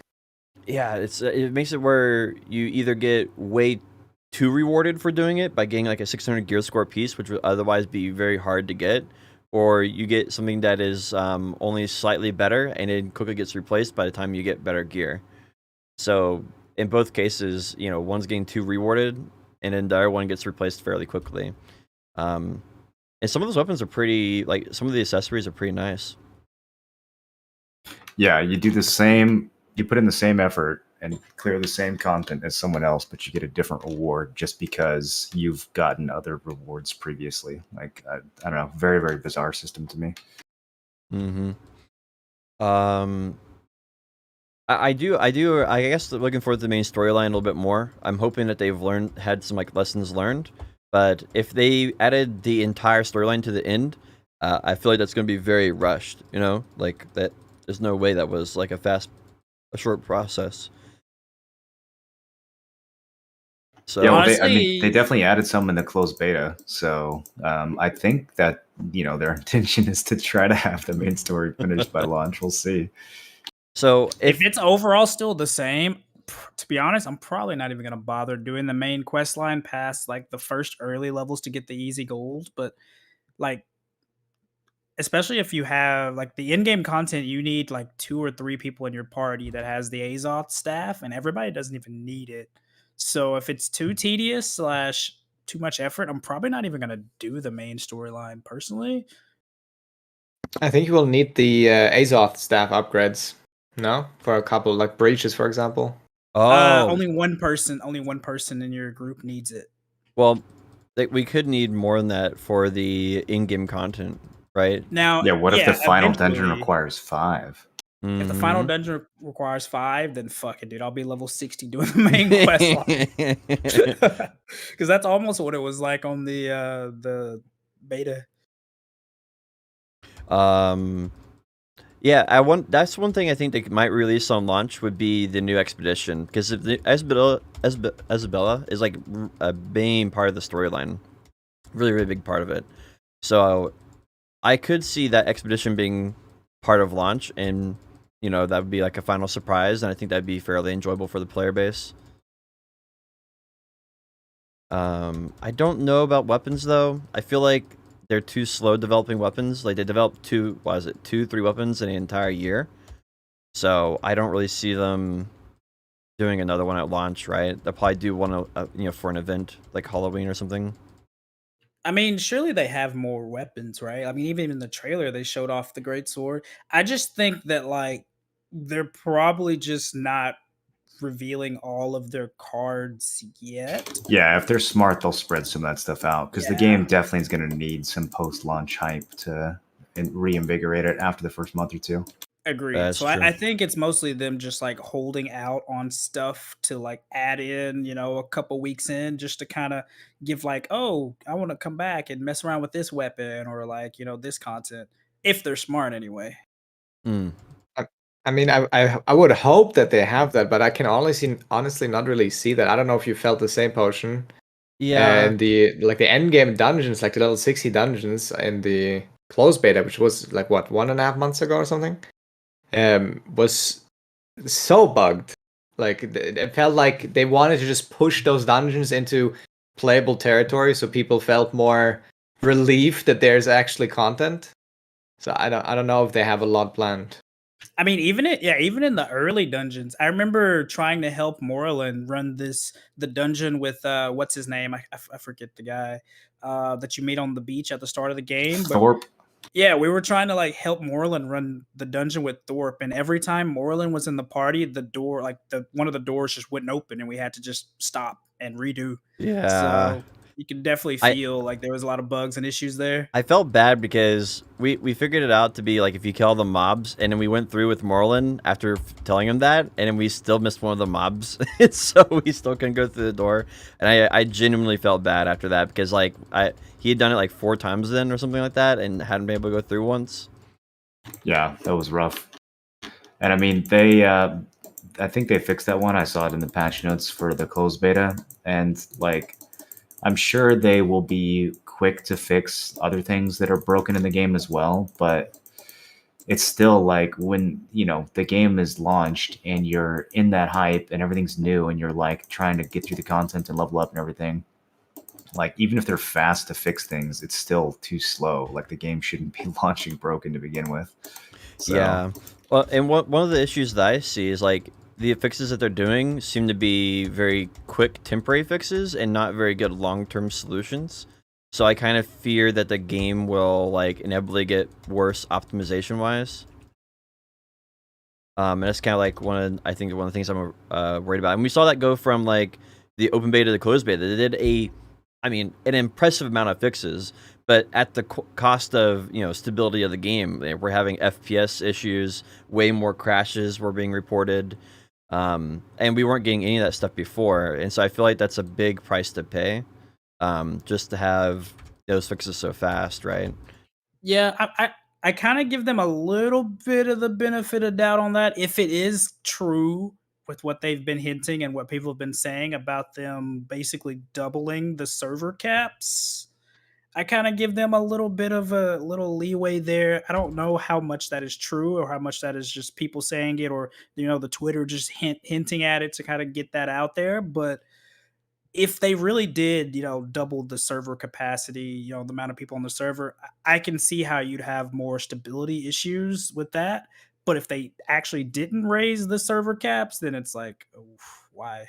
Why Well, is this happening it's this not even just close? the server capacity stuff. Like it was like FPS, like more FPS stutters and stuff as well. And maybe that is tied to servers in some weird way. I mean, that is possible, I guess. I don't know how well, if that you have more works. people and like your FPS is always bad in town, right? And so if you have more people around, you're gonna have lower FPS. I think that will sort itself out a bit later in the game as people move around more. The problem with a 3-day beta is like everyone's in the same area, so we can't really see if it's going to be improved or not because we're all just stacked on top of each other the whole time. Yeah. Yeah, I guess I have a question actually. Go ahead. Oh, go ahead. I got it. Okay. To you guys, even if New World releases and they've fixed the bugs and the dungeons are okay, do you think they can even keep up a good long-term player base without reworking the base systems a little bit? Because I feel like the combat in itself doesn't allow for too much depth either way. Even if they do release a lot of content, I feel like a lot of people will get bored just of the base systems, if that makes sense. I think the combat is actually probably the best thing the game has going for it. If they can, there are a lot of systems that need rework, like the whole way that you gain influence for a territory in order to siege it and stuff like that. All that needs to be massively overhauled. And if they do that properly, then yeah, I think the game can grow a ton. Like that's what we saw with Albion, right? It's a primarily PvP focused game. Practically didn't even have PvE content for the first couple years of its life cycle, and it's a game that's slowly increased rather than decreased in population over time. And so, yeah, if they focus on what actually makes the game good, then I think that they can retain a player base. But I think if their idea of content is just going to be to add a new weapon or a new dungeon every few months, then no, there's Yeah, no that's what I chance mean. that That's what I people mean. stick around. Yeah, because like I really do like. I think the combat between two players is really good. It's actually a lot more in depth than a lot of people think. Because I see 3 skills, and I think it's not very intuitive combat, but it actually really is because it allows you to like punish a player for their mistakes, and you get punished for making the wrong mistake. But the biggest issue that comes with the PVE or with combat is in PVE, where it's like a lot of the mobs are just like health sponges. So it's just like you're just hacking and slashing on the mobs and not exactly like worrying about their mechanics and things like that. So I think that would be the biggest issue. It's like finding a way to implicate more like engaging PvE that's not just based around, hack and slash the mob down and have someone that just spam healing you through like any of the damage they do. Yeah, I think what's probably going to happen. I kind of agree with you, Nico, too. Though, like on the early, I think in current capacity, it's not going to be there. I do think that's going to be. There's a good chance it's going to be something similar to like Final Fantasy 14, where they slowly move the game in the correct direction. And thankfully, I think their starting location on that is way better than a lot of where Final Fantasy was, right? So I think I do think they have a lot to like play with and a lot to like work with and like improve over time. I think their starting location on it's pretty good compared to where Final Fantasy was. And what we've seen so far is they've consistently gone in the right direction at a fairly fast pace compared to other games. So Yeah, I would you think- like them to like add more abilities straight up, or what would be your solution to like add on to the current combat, if that makes sense? I think that I think the current combat's great. Yeah. I don't think it needs more abilities at all. I think it needs better I think there needs to balancing. be, there needs to be better balancing for sure, and there needs to be more interesting things to fight over. But I mean, like how many hours did I spend PvPing in like Dark Souls 2 at the Belfry just using an ultra great sword? I mean, you don't even have abilities. You have a strong attack, a light attack, a rolling attack, and a running attack. And that was, I probably spent 500 hours just goofing around with that kind of combat. So I think the combat has a lot of promise already in its current state. I think that they made some weird decisions as far as like the rolling and like the light roll animation cancel to have omega speed, and like I don't know if that kind of stuff is intended. So I definitely think there's some weird things that should be tweaked, but I don't actually think the game needs like more abilities or anything like that at all. I think the fundamentals are very sound, and if anything, just adding more abilities and like adding bigger and flashier things like they have with Ice Gauntlet and Great Axe, I think is actually moving the game in the wrong direction, kind of dumbing it down. Yeah, What about the melee auto aim? The auto aim definitely needs to be toned down. Just like auto aim in FPS, you only need enough where it makes the game playable for like controller, right? And the same thing's true in this case. Like if you have auto aim, you only want to do it just enough where it makes the game less frustrating. When you're like, I was aiming close enough at that guy, I should have hit him. It kind of casualizes the game a little bit, but also makes the game a little better. And I think they do a pretty bad job with the hitboxes in general, with like a lot of their stuff. So it kind of also aids the developers in not having to be so precise or like well managed with like making the hitbox wide enough or long enough and stuff like that. Helps out a little in that regard as well, I think. But yeah, I do think for me personally, I think their healing is probably the biggest problem that I think in PvP wise they need to probably fix. And I think slightly longer CC durations so that you can actually like lock somebody down. I think those are like the I biggest. disagree. Yeah, I think a little Less long. CC. Well, because right now it's just run. That's all it is. And in heavy armor, people will literally get up so quickly when you do heavy armor and you have anti CC. It's just there's nothing you can do about it. Like I run a spear, I have 3 CCs, and I literally can't stop somebody. Right? Well, there's just no play for it. I mean, this is a big reason why most melee weapons won't be viable at all, right? Yeah, I think like in most builds you have to play a great axe or a ranged weapon, or you can't kill anyone because they can just run away.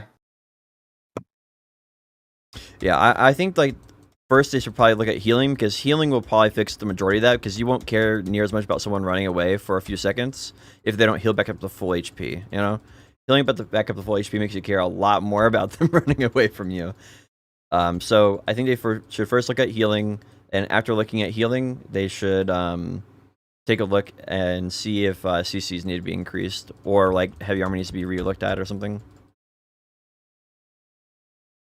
Yeah, I don't know. I really don't think more CC is the answer. If there's a problem with chasing, then there's a problem with chasing. I don't think that's necessarily the same thing as I can't CC somebody enough. There should be some maybe additional stagger if you get hit in the back or something like that. Like there's a lot of things that you can do specifically to fix the chasing scenario without making it so that CC overall starts to ruin the game. Because I think that's one of the big reasons why PvP is starting to feel less fun in New World, is because you have shit like the Ice Gauntlet that makes it so you can't control your character half the time, and it's way less enjoyable than it was before that meta emerged.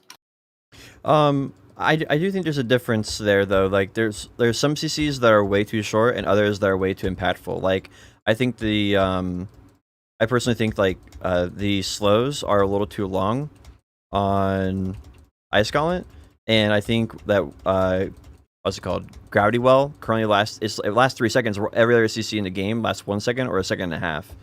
So I think some are lasting too long and some are lasting too short. And it's the same thing with damage. Like some abilities are way too high damage and others are too low damage. So like I said, I think they need to look at like how CCs work after they look at healing. Healing being primarily food and potions, because you can have 2 potions and you can have a food buff, which heals you back up to full, gives you 10,000 HP, and you can do that in a relatively short period of time. So that's a little powerful in my opinion. So yeah, it also increases the potential for 1vxing though. I mean, like there's builds that you could do where you can legit 4v1 in that game if you can properly disengage and heal up and re-engage and burst someone down, and it's like pretty difficult and pretty nuanced to be able to do that, and you need the ability to you need some ability to reset to be able to make something like that happen. There haven't been that many games that do time to kill well enough to where you can properly 1vx, other than just games where you're outgearing your opponents and one-shotting them. But like in terms of a game that has time to kill so that you can actually properly outskill an entire group of people and 1vx them, just based off of tactics and build rather than gear scaling, that's pretty fucking rare in a PvP game. And so I think that the game's underrated in that regard. I do think though that is more of an indicator of like a niche player base getting a large advantage based on knowledge and gameplay. Like it's rewarding elite players and punishing more casual players, right? And I think that's wouldn't you want the better player to I think the better player should PvP? win, of course. But I do think there's a dangerous line there where the game just gets so competitive or so elitism, right, that it's just not realistic, right? Well, I guess it just depends. I like it though.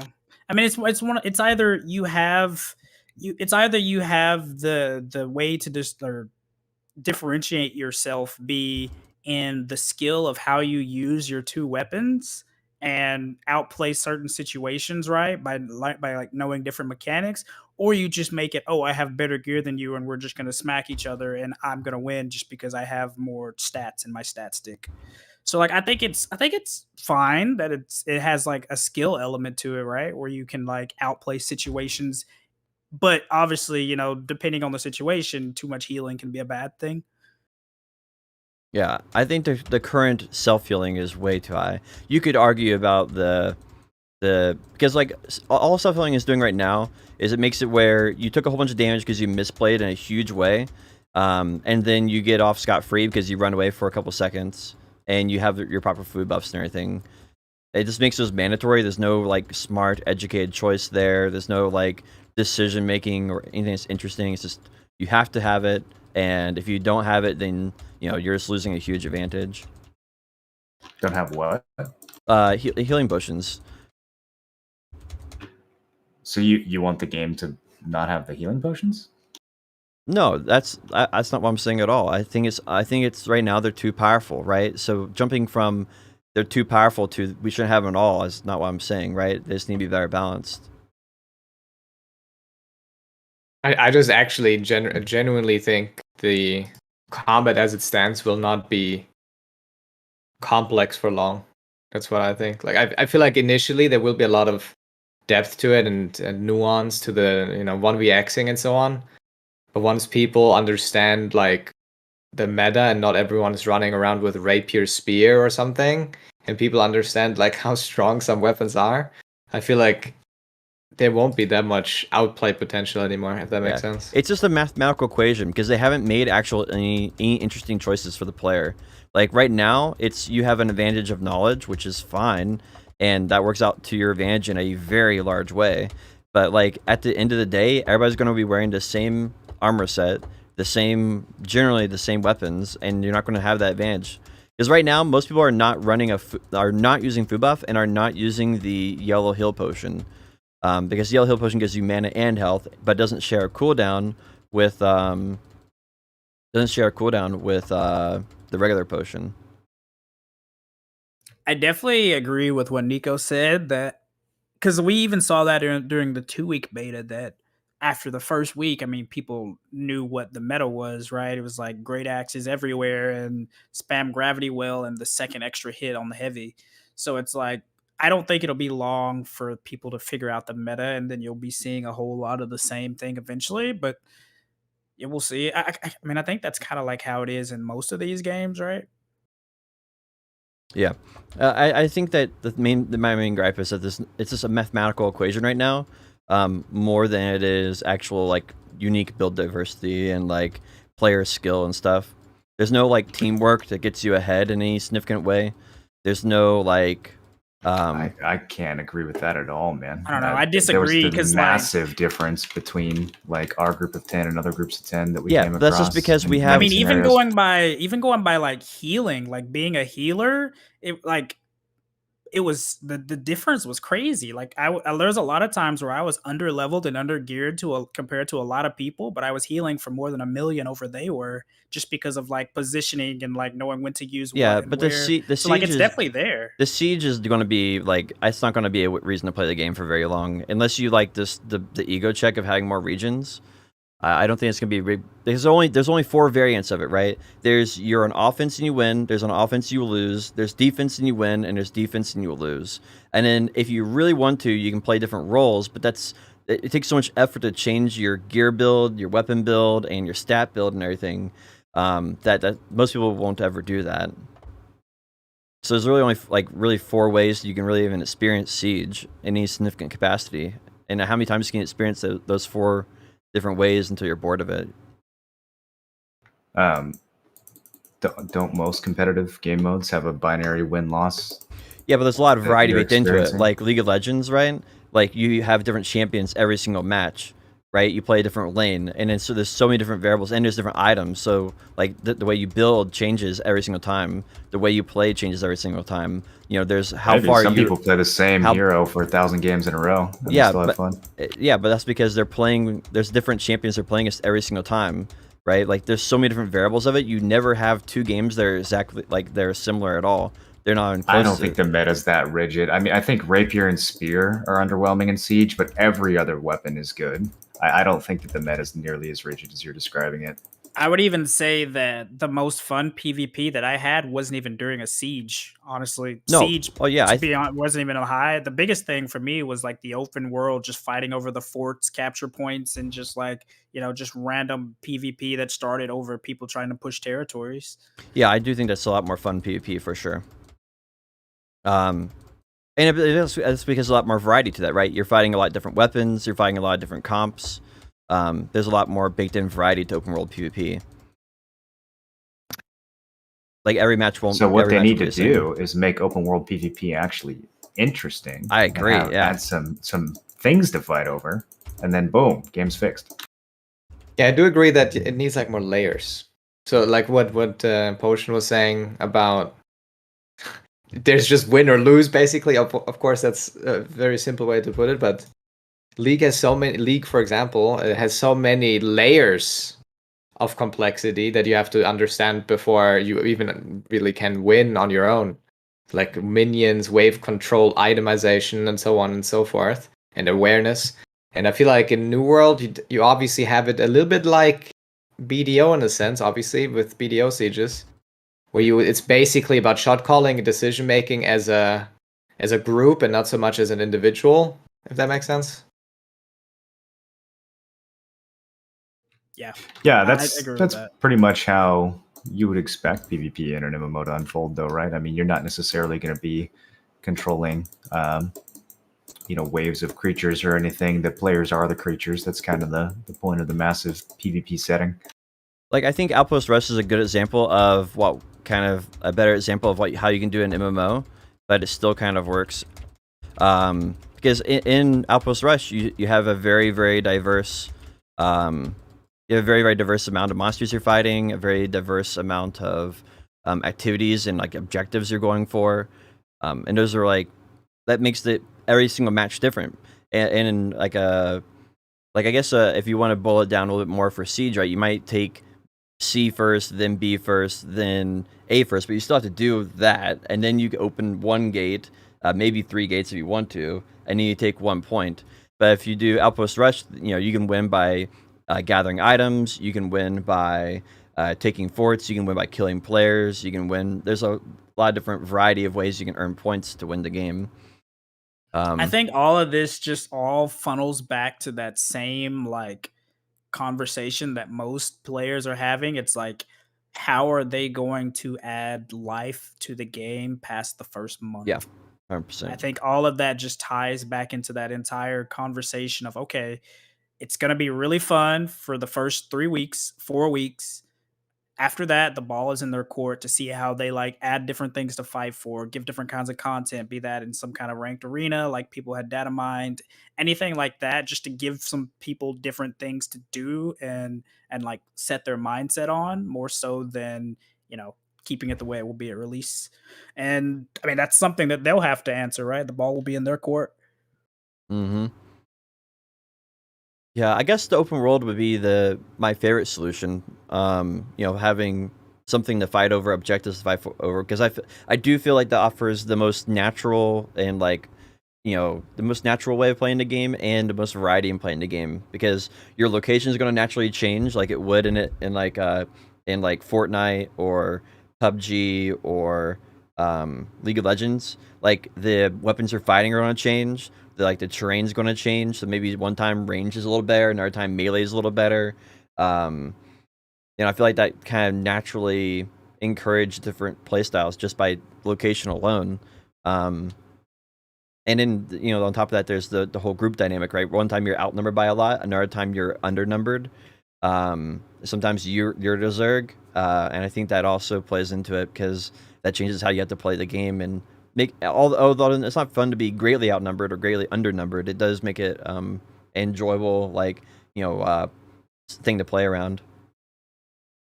Because if you beat somebody and you're like a 5-man crew and you beat an 8-man crew, you're like, holy smokes, like we tear those guys up, bro. Like, and that feels good to talk about and say and everything.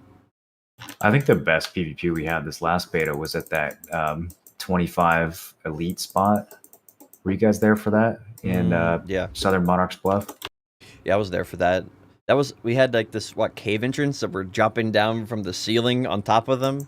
Yeah, we had this super cancer choke point fight inside the cave where everyone was miserable. But then once the fight spilled out into the open world and we were all just out there looking for each other and trying to hold the cave, that was really fucking fun. And I mean, we didn't have a direct objective that the game had given us, but we kind of made it our objective to own that elite rotation. And, I think if there's more stuff like that in the open world to fight over, that's where some of the best emergent content comes from. Yeah, absolutely. Was there anything else with New World? I feel like we kind of hit everything, right? Beating it dead, waiting for it to come out. Beat it to death. You guys want to talk about some D2? Diablo 2 Resurrected? Resurrected is I saw so Resurrected. much shit about that. I saw so much shit. I'm not playing it, but I saw everyone complaining.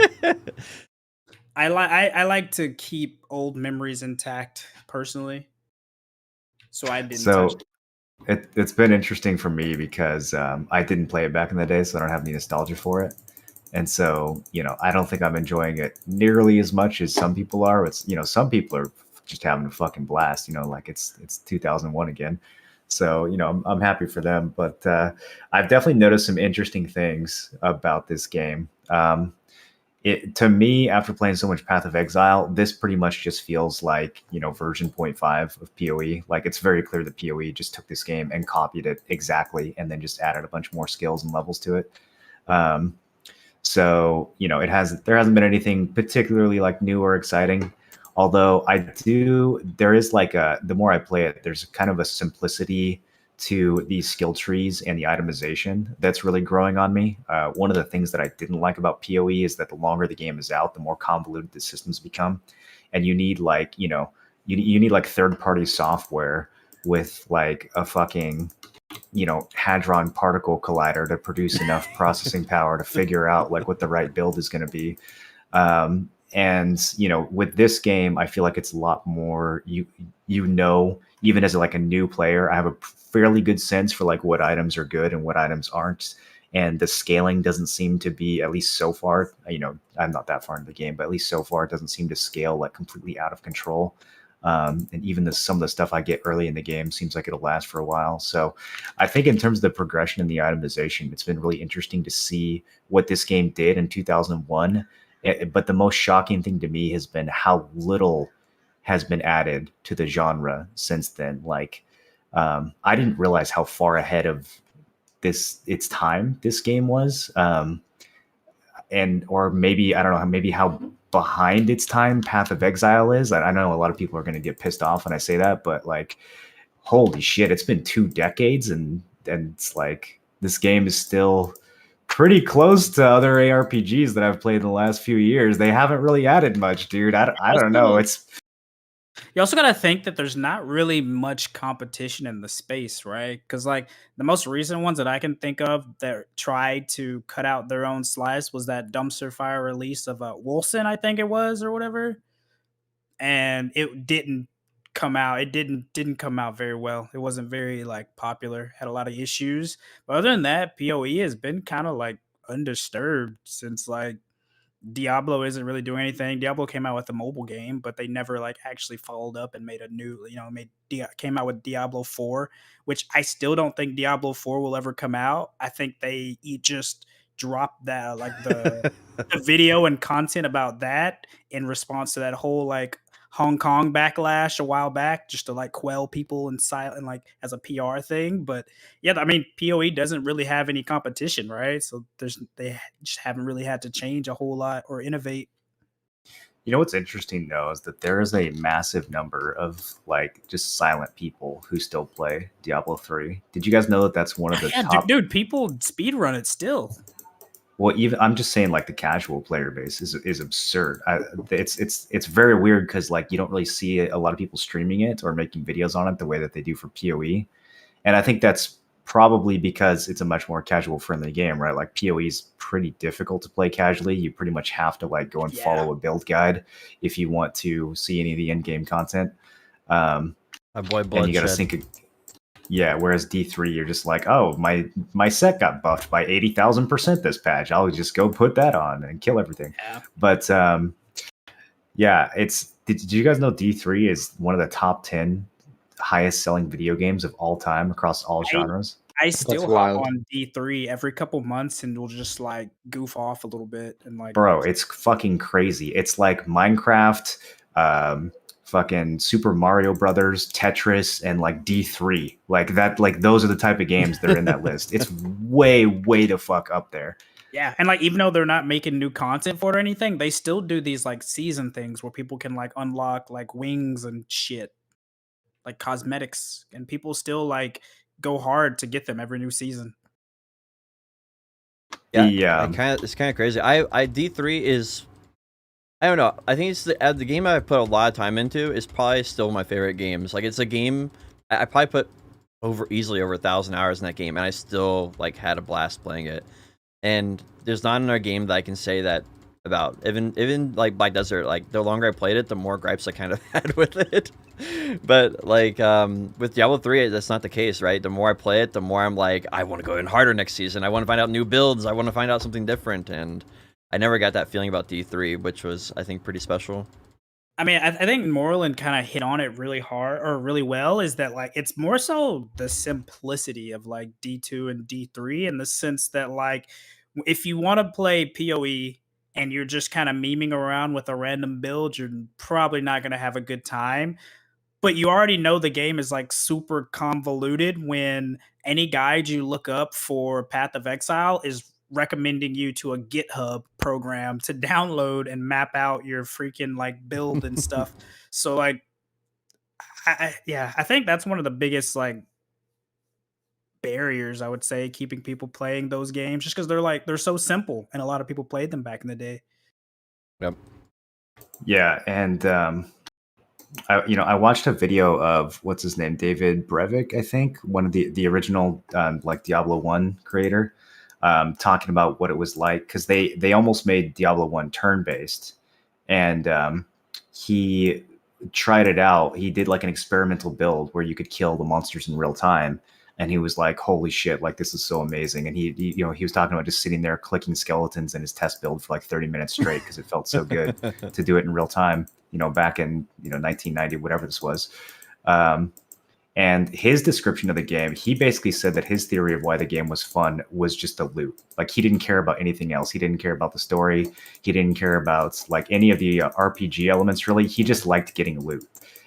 And like, I don't know, there's something kind of like something kind of like simple about that I think appeals to a lot of people. And like in Path of Exile, I don't know, it just doesn't feel the same way to get like drops. Like you're just confused most of the time. You have like so much loot that you need a secondary like filter to delete a lot of it off of your screen. And like this is like so far my D2 experience, like even just looting like yellow items, I don't know how long this will last, but it's pretty exciting to get the loot. That's pretty much what the game is. Like, I don't know if anything beyond that really matters, but I also wonder if like that's why the genre is stagnating, because they're pretty much all just like number get bigger progression, dopamine simulators. Like, there's not really.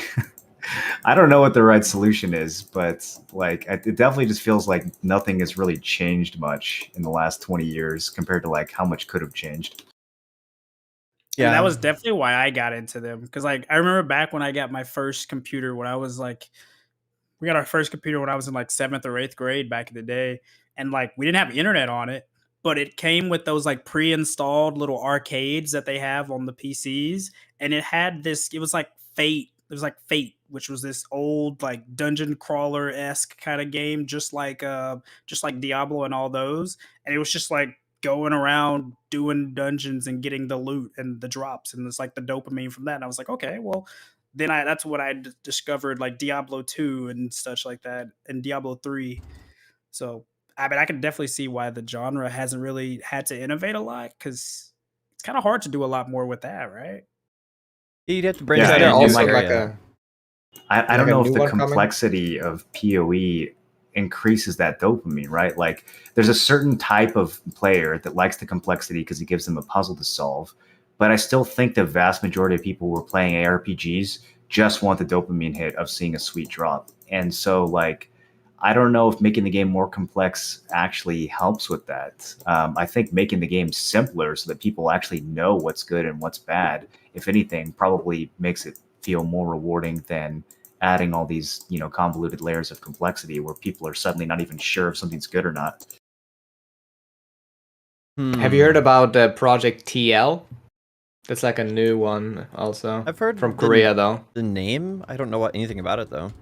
It's like a Korean ARPG or something. Yeah, that one looks like graphically along the lines of Lost Ark-ish, I would say. Yeah, I think kind of this type of ARPG combat is really played out at this point. If the genre is going to evolve, I feel like it needs to be along the lines of Lost Ark, where it becomes more like where your actions are more impactful, and it's not just like scaling your abilities as high as you can and spamming teleport and one-shotting everything. Like much more. I still feel like if they just do like almost like an isometric Dark Souls type game, but with ARPG style looting, that seems like the recipe. Yeah, I mean, I think even just having a different version of Greater Rifts, right, making it where because PoE doesn't really have even a storyline, right? So you can make an RPG and it's loot and It has a pretty long storyline. Yeah, but no, it's like that's not like if you had to say, is Diablo storyline better or Path to Exile? Like, I Oh, remember, definitely like, Path of Exile. oh, like, what? Path Well, compared to D3, I don't know about D1 and D2, but compared to D3, It- yeah, Path of Exile oh, story is it's- way better. I find the storyline of Diablo way cooler. It's like you're fighting demons from the underworld, and angels are involved. Like, I don't know, that whole dynamic. If you enjoyed the story of Diablo 3 more than Path of Exile, I think you're in the minority. Really, I really like the story for Diablo. I don't know. I never really got grabbed and pulled into the story with Path of Exile, and I'm not sure why. Like I did with Diablo 3. Like I Really? couldn't tell you anything really about the story from or Path of Exile. For me, Path of Exile, running through the story was literally always that chore that I had to push through to get to like map content. I Yep. never had any kind of like investment into the story or anything. Like as Well, compared to Diablo Act 3. 10 is only like half the storyline, right? The rest of the storyline is in maps. So I guess Yeah. it depends on how much attention you're paying. But yeah, I'm surprised to hear you guys say that because the Diablo 3 storyline to me just felt like 14-year-old fan fiction. And like the Diablo 3, well, you also gotta think a lot of people were around 14 when they played that. So it's like, well, also there's like a cutscenes and stuff, and I think the cutscenes make it a lot easier to like grasp and stuff. true, yeah. D3 had cinematics and it was a more in your face. They do have good looking cinematics, yeah. If it doesn't have cinematics, I basically don't know what Underworld's going on. Like that's that's about all there is to that. Like if it's reading, then I don't know anything. If it's audio and they do it well, I know a little bit. If it's like actual solid cutscene, then I'm invested. I'm like, all right, I'm ready. Let's do this. But it's like back to the point, right, where people that play ARPGs don't really give a shit about the story most of the time, anyways. Yeah. So well, they want the loot. I think going back to Moreland's point is like if you want to like increase the genre, right? Then you pick one other thing that you want to be good at, right? Whether that be cutscenes or whether that be something else. So, and I don't think there's a right or wrong answer there. It could be storylines. It could be like really cool, impactful skills. Like that's what BDO did, right? They basically took the MMO genre and just gave it really cool skills, and that carries the game extremely hard. So there's another thing. There's like an ephemeral quality about this game that it's like hard to put it into words exactly, but I think this is also part of the reason why I got tired of PoE after a while because it's kind of missing this. So there's a feature in Diablo Resurrected where you can turn it back to the legacy graphics. Mm-hmm. And some of these games, when I go back, some of my favorite games when I go back and play them, like games from the 90s or even the early 2000s, they look so bad that I can't go back and play them. Like some of my all-time favorites, I cannot play anymore because they look so bad. This game, when I turn the legacy graphics on, it looks fucking amazing, dude. Like, and I don't even have nostalgic for. I don't know if it's like residual nostalgia from similar games that I played that this kind of looks like. But there's some ethereal quality to the look and feel of this 2001 game. The shitty little lightning particles that I'm shooting out. It's extremely satisfying. And I don't know even how to describe it or why that is. In some ways, the legacy graphics are almost better than the remastered ones. Yeah. And I can't figure out why I feel that way about the game. I'm kind of surprised by it. It's attention to detail. It's extreme attention to detail. It's not big things. Like one thing that you would notice is like if you turn it on and off is the lighting is like the way they do lighting around corners and stuff in the original version is like 10 times better. It's way more immersive. Like you don't know what's around the corner. You don't know if there's a light there or not a light there. Like they really give you a really strong sense of almost like terror. I think that's the only way to really describe it, is like a reinforcing that terror feeling that is in the game. But in the new version, they don't have that. You can see the lights anywhere. Like it's very well illuminated. So there's like a little nuance like that where they paid a lot of attention to. I don't know. I'm running around comparing the two. I don't feel like it's the difference in lighting. It's something about there's just certain types of art styles that like grab me and certain types that don't, and it definitely feels like a stylism thing. It doesn't necessarily feel like lighting or detail. It's literally the remastered style of the game just doesn't grip me the way the legacy version does, and I don't know what it is, dude. It's some like indescribable vibe. Maybe it's just like, maybe it is some sort of like tangential or like adjacent nostalgia that I have remembering other games that look like this. Maybe. But it's Now just like it's very imagine weird to think of, like, because you can see the same thing with modern games too. Like there are some modern games with like hyper realistic or like quote unquote like amazing graphics that don't immerse me at all compared to like old games that still look like shit.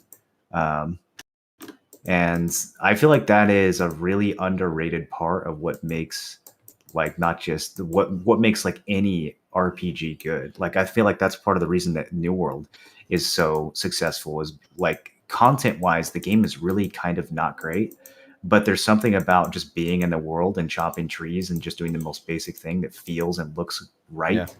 Compared to another MMO that might be better designed in terms of content, but just doesn't have that immersive layer to it for whatever reason. I think I it's feel like just it's like just stylism. simplicity, right?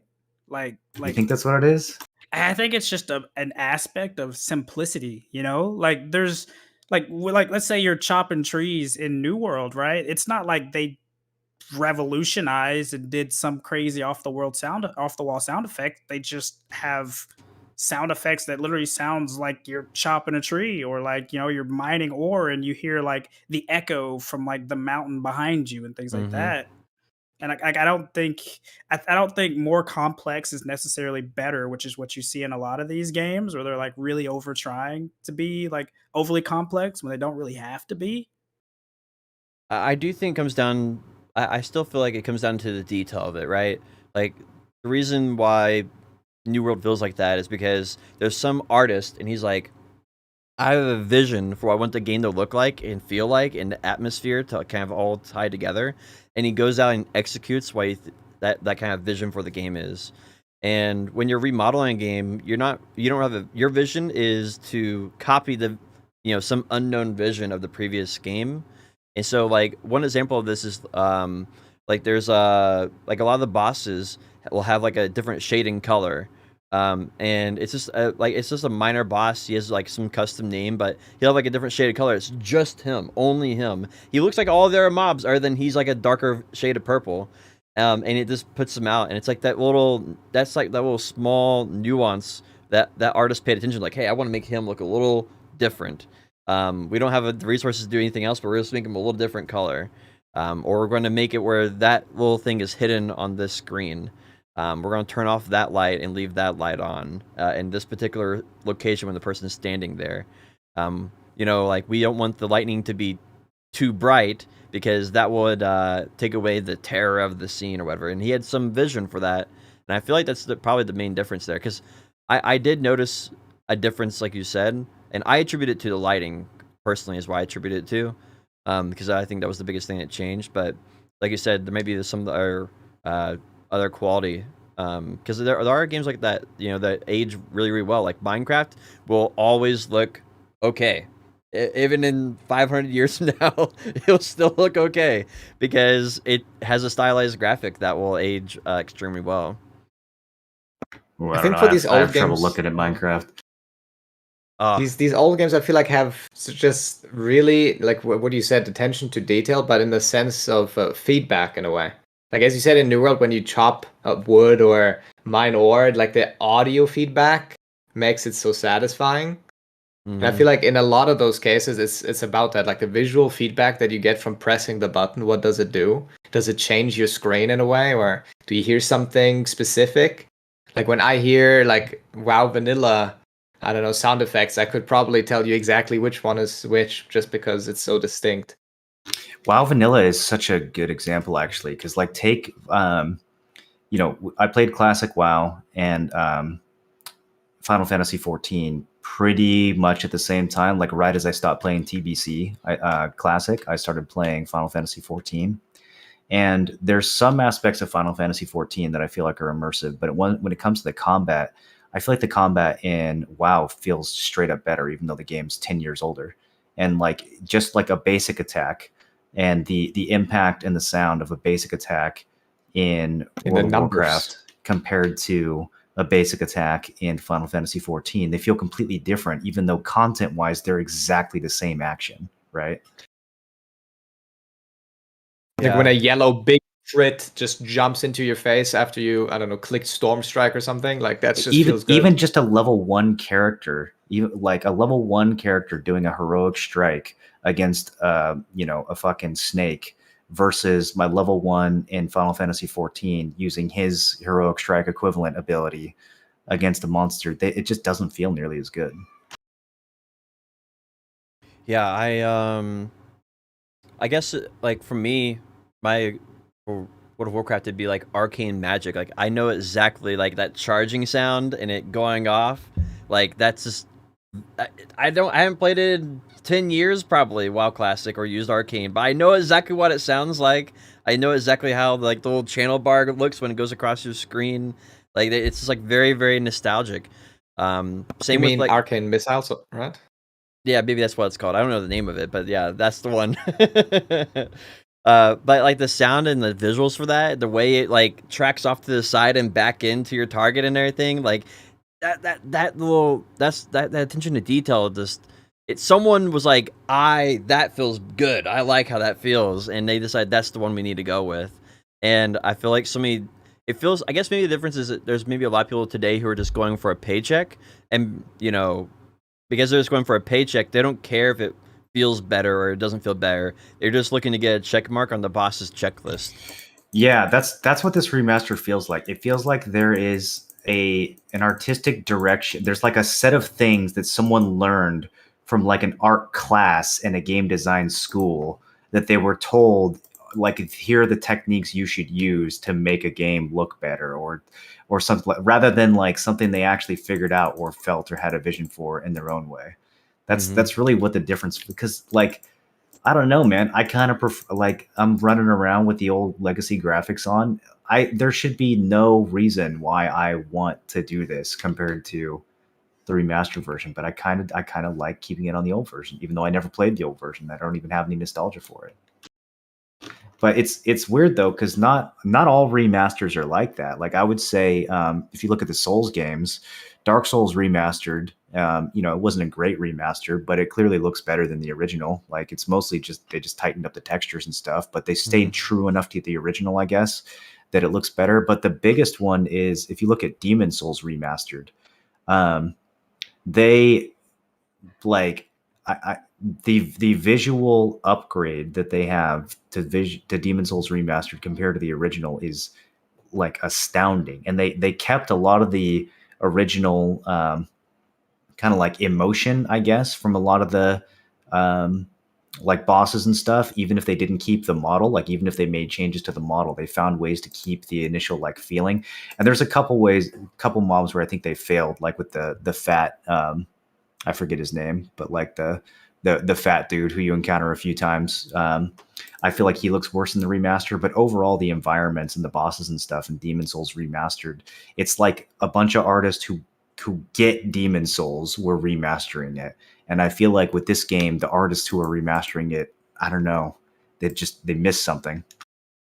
Like one thing I could think it might be is that some games, the visuals are like the attaching feature. Like if you had to rework like New World in 20 years from now, right, and remastered New World, I would bet money they would mess it up, like 100% chance, because there's some guy right now who has like a vision for that, and you wouldn't copy it well, right? You would upgrade the graphics but not copy the vision, and yeah, maybe, I think some games have that, and some games they're good not because the vision of the graphics is very good, but the vision of the gameplay is really good. Like Dark Souls, the gameplay is bar none. There is no game that has better like balance between combat, like weapons, diversity. Like they're the best. There's nothing that's better than them. They're the masters of that trade. And so you're not playing that game necessarily for the visuals. So I might argue, I haven't played a whole lot of Dark Souls, but I might argue that it's not the visuals that are even attaching in the first place. So if the visuals are upgraded in any way, it's just an added bonus because the visuals weren't what you attracted you to the game in the first place. Yeah, I don't know. I've definitely played games where I still enjoy the combat or the content, but I feel like the visual rework makes it worse. I mean, this has happened a lot of times with some of the older MMOs like Ultima and EverQuest, where they redo the client or they add new models, and they're always worse. Like even if 10 years have passed and they have way better technology, the game always looks and feels worse than it did 10 years prior, and that's just fascinating to me. Didn't the same thing happen to Warcraft 3 as well? I didn't play the new one. Yeah, Warcraft 3 remastered looked okay. I don't think if given a choice between looking at the old graphics and looking at the new ones, I think most people would choose the new ones. The problem with Warcraft 3, well, there was a lot of problems with Warcraft 3, but I don't necessarily think the visuals failed. I think they weren't astounding, but I think the failure of Warcraft 3 Reforged had to do with a lot more than just lackluster visuals. Kerr? Kerr? I think he's gone. Is Kerr gone? Well, no, I'm in black and white because I had Nico Tulo in black and white, but the camera's rearranged. I don't know. Do you guys have an example of like a remaster that you thought like really brought the game back and made you want to actually play it again? What are some remasters they've done recently that were popular? There's been a fuckload, right? Yeah. Age of Empires remaster. I wanted to kind of go back and play that a little bit. Oh, I played that a little bit actually. There was like a stress test. Yeah.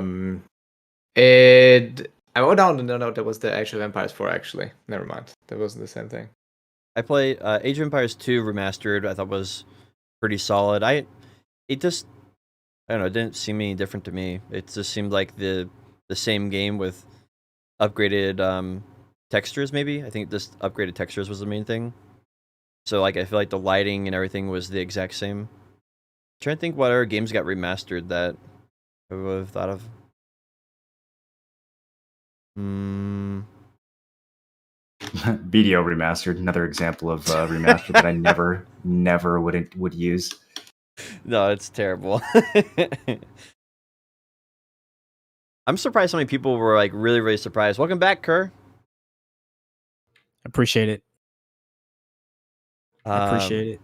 What? Yeah, I don't know. Maybe the lesson here is that when remastering a game, you should focus more on just like, increasing the fidelity of the textures and things like that, rather than trying to actually implement a modern art style onto the game. Because I do feel like stylistically is where this remaster or where resurrected version of Diablo definitely failed. Like, there's no other way to put it. I guess you had to determine what was the original thing that attracted players to it and identify what that was, right? Was it the gameplay? Was that the visuals? Was it the stylized visuals? Or was it like the narrative or the cutscenes? And then once you identify what was the thing that attracted players, then that's what you focus on, making sure it's picture perfect to the pixel, right? Yeah, I feel like it's a failure to understand the original. Yeah. Because it was probably a gameplay, cutscenes, and the stylized graphics was like the combo. And they got. I mean, I would say. Go ahead. Oh, my bad. Go ahead. Finish. My bad. But yeah, I think that was like the main thing that, for me, looking at Diablo 3 was the main thing, and I feel like they focused on 2 and they didn't get the third one. I think most of the time with these remasters, isn't it more so like trying to bring the graphics make it more appealing to people that weren't playing it at the time, or just like a new audience, right? Because like people that are living on nostalgia are probably going to play it regardless if they feel the game had a big impact in their life. But I feel like most of these like remastered art styles and like graphics are more to try to like pull in like a younger audience that wasn't exactly around when the game was first released / popping. That I can see that for sure, because if they went with like a true to stylized graphics for Diablo 3 or Diablo 2 Resurrected, I I think they would have lost a ton of players because a lot of people looked at the graphics and be like, "Oh, those are old graphics. I'm not going to play that." But if you give them that Yeah, nice, See, exactly. that's where I disagree, though. I think if they just took these textures that I'm looking at right now and just made them more crisp and updated them, rather than actually adding like new models and new environments to the game, I think it would look way fucking better. I think they needed to they didn't like stay true enough to the original style. People, I don't know. People are so visual nowadays, bro. Like people will look at something and decide within a couple seconds if they're ever even going to give it any thought, right? Like a lot of people when they saw Elion, they were like, "Oh, this looks," they were like, "Oh, this looks way too similar to like Terra and shit like that. I'm not even going to bother like looking into it." And I mean, I'm kind of guilty in the same way where it's like I see Mhm. something and if it doesn't visually pull me in or at least look like it's in, within bounds, I don't really look too much for it. Yeah, I mean, Elion, I feel like is another great example of a game where 10 years elapsed and they didn't make anything. Like, I would say that's another game that just completely stylistically fails, right? There's just nothing about that game that grips you or pulls you in, even though it's like, I don't know. I do think there's two different player bases there, though. Like, there's definitely a traditional player base, like you, and you can value old graphics and like really appreciate those. And I think the younger audience will just look at that and be like, this immediately turned off. And I don't think that's necessarily a bad thing. It's just a matter of what demographic you're trying to appeal to. And I can't speak to what that is. I do think reworks, I would prefer them to stick to the original feeling of the game and like honor that. But I can understand if a game's trying to target a bigger audience, maybe they change that up a little bit with some lighting or shadows or something. I don't think that the demographic for D2 Resurrected was young people, though. And I also, I think there's a lot of examples of games that kind of look like shit that hold on, I'm about to die, that absolutely like crushed it in terms of sales very recently. Um, like, I don't know, even like Valheim, for example. That game is pure style. Like, if you actually like zoom in and look closely at shit in Valheim, the textures are very wacky. It looks like a game that easily could be 10 or 20 years old. Maybe not 20, but like it doesn't look like a game that just came out. But there's something about the style and the atmosphere of that game that works extremely well and immerses you nonetheless. And I mean, I think that's kind of different though, because that comes with like that like indie style, right? Where like you expect a certain appeal or like a look with those games, whether it's Valheim, whether it's like Among Us, whether it was like Don't Starve, like games like that, where it's like they're made by really small studios / groups of people, but the gameplay itself is what carries the game. But when you think of like Diablo, like I think it's kind of different, right? They're like different leagues in terms Hmm. of like personal expectations. Maybe, but that's my thought. My bad, Nico. Go ahead. All good, dude. I just wanted to say, like, isn't Blizzard's demographic nowadays just people with a wallet, anyways? Like, are they really trying to, create something they would want to play? Well, I think their demographic on this is probably Diablo 4.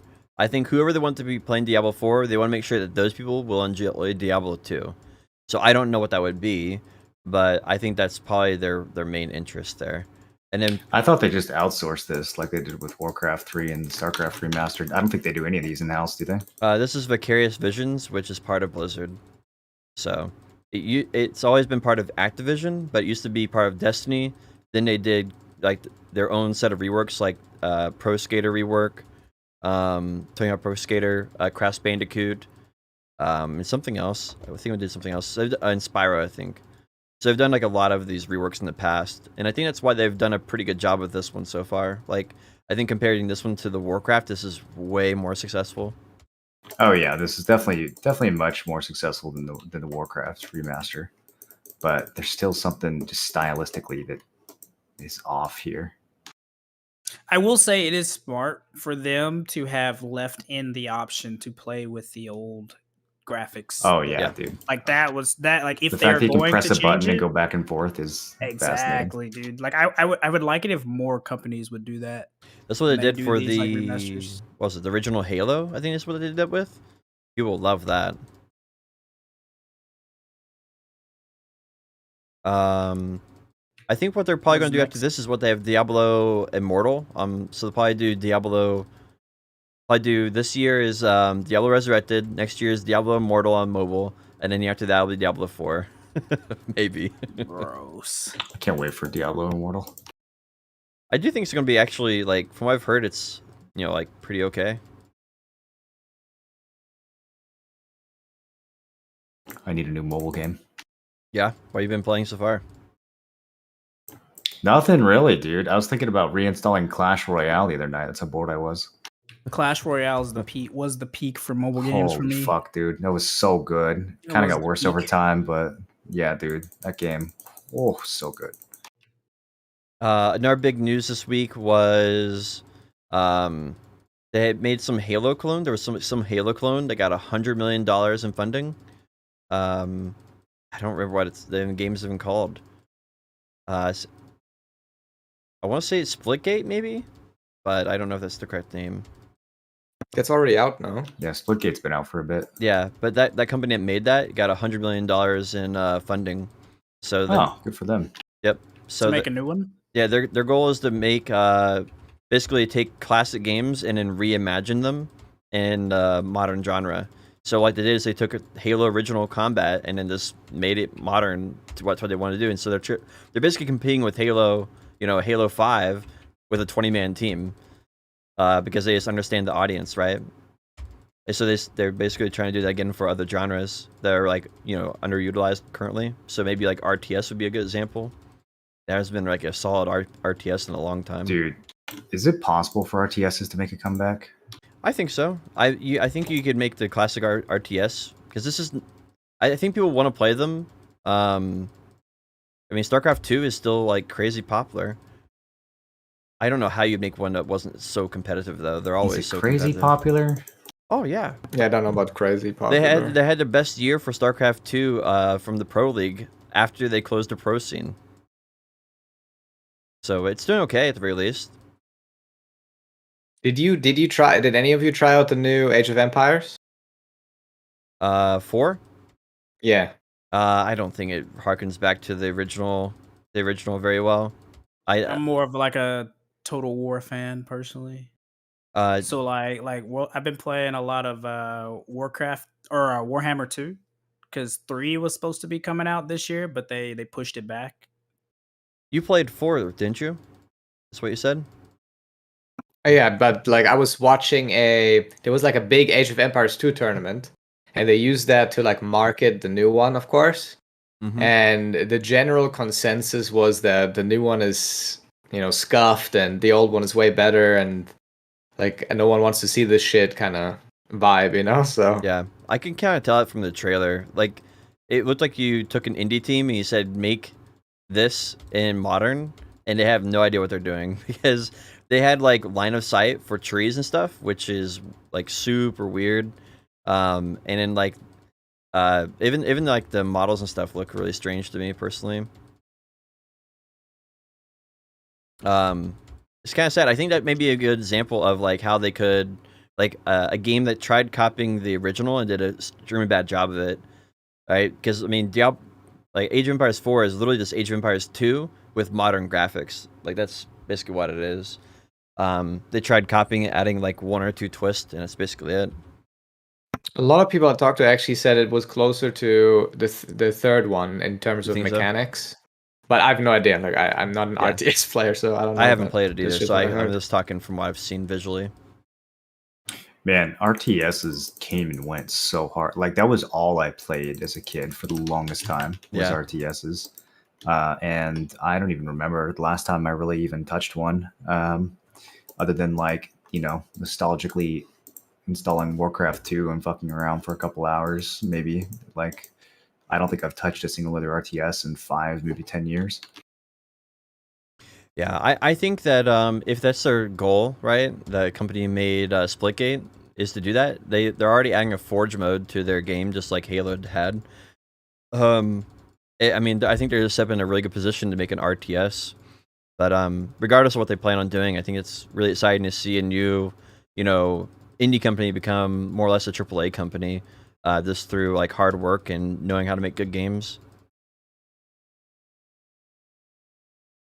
I think that's it as far as notes. Oh, what do you think of the controls of Diablo 2? I hate them. Oh god, I died. There's a lot of things about Diablo 2 that are fucking awful. So there's the controls are terrible. You have to a hotkey. You have left click and right click. You can't rebind them. You have to hotkey different things to your right click, and then your left click is always move and basic attack. So if you have like 5 different abilities, you have to put them on hotkeys and press the hotkey to assign it to your right click and then right click to use it, instead of the hotkey just using the skill directly. It's so awful. I like with some of these remakes, there's some of the stuff where it's like, okay, I get you're trying to stay true to the original, but when it comes to just like key inputs and like the interface and quality of life, like I think we can all say goodbye. This is clearly a worse way of doing it. There's also a stamina system that drives me fucking crazy.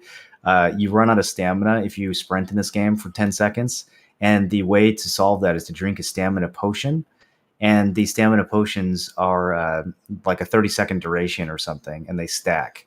So what you do is you go to town every 5 minutes, you buy 10 stamina potions, you chug them all at once, and then next time you go to town, you buy 10 more, and then you chug those. And it's so dumb and tedious, and they could have easily just removed it from the game, and everything would have been fine. That's hilarious. Yeah, I guess it makes sense, right? There's some things that are better, people learn from over time. Because I guess that was probably like one of the first games that ever did like actual sprinting and stuff, right? Like back then, there weren't many games that were doing that kind of stuff. Like Halo had sprinting in it, and like for the first time, people were like, "You can sprint in an FPS? Like that's insane!" Like now that's just common knowledge. Except for New World, doesn't have sprinting in it. Although to be fair, it shouldn't. Probably be bad. It did. I mean, it does. It does. It's just always on. Yeah, you just have infinite sprinting, which I guess that's okay because I don't have to hold down my shift key all the time. It does feel a little strange though. What else we have? As far as BDO, there was no patch this week. Literally no patch. They did do maintenance, but there was actually no patch, which I think is kind of They had a holiday. It's kind of like apparently it's one of the most important holidays in Korea, and it's like a 3-day long holiday where you have family come in and you go and you go visit the graves of people in your family that have died and things like that. Okay. Apparently it lasts for like 3 days. So they didn't do a patch on live server this week. And they didn't do a global lab patch last week. So they did the global lab patch today. So they pushed it back. Huh, interesting. So for the global lab, they did 2 things, right? They did 2 major things at least. They did the rework for Archer and the rework for Sork. Is that correct? Did I get that right? Yeah. They did the rework for Archer and Sork. And they're continuing their tweaks of the first 3 reworks. So Warrior, Ranger, and Striker are still doing their tweaks as well. Yeah. I can't help but think that they're just not doing a whole lot. Like these reworks don't like, it's nice and all, but it seems like to stop all their game development is a little bit much. Yeah, that's the weirdest thing for me is that the original date with the calendar was that Clash reworks were supposed to be done on October 13th and all on Global Labs and ready to go. Well, So back in August, they were like, okay, well, we're gonna push all content back, and we're just gonna work on the Clash reworks. Well, then now we are 2 weeks away from 2.5 weeks or something like that away from October 13th. And we only have gotten 5 out of 17, even with them delaying, quote, quote, delaying all other content.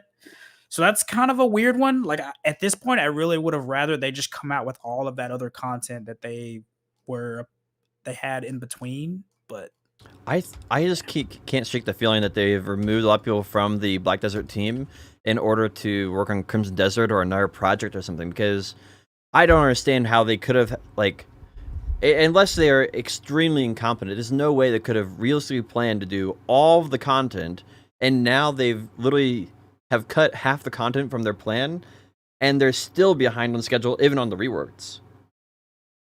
Like, they're just doing reworks and some, like, quality of life. So, like, I just don't see how it's either one or two. Either they've lost a ton of people, or they're so incompetent at their job that it is out, like blows mind blowing.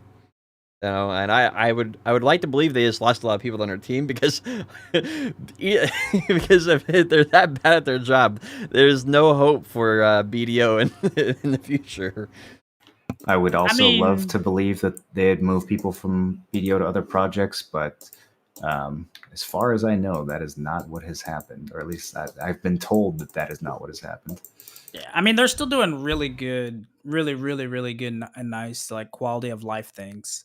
But there definitely is some kind of a weird, like, it feels like that, like, stereotypical Korean hierarchy that you hear in a lot of games, where it's like the developers are doing their work, but somebody in higher up or on marketing, someone that's making the decisions and on, like, and giving out these dates, are giving impossible dates that the devs know they can't hit, but the devs are probably not, like, saying anything back just because of, like, the whole respect hierarchy, I guess, right? It would seem, because I mean, you could look at the list of dates they gave and you could be like, there's no way you thought you were going to hit this, right?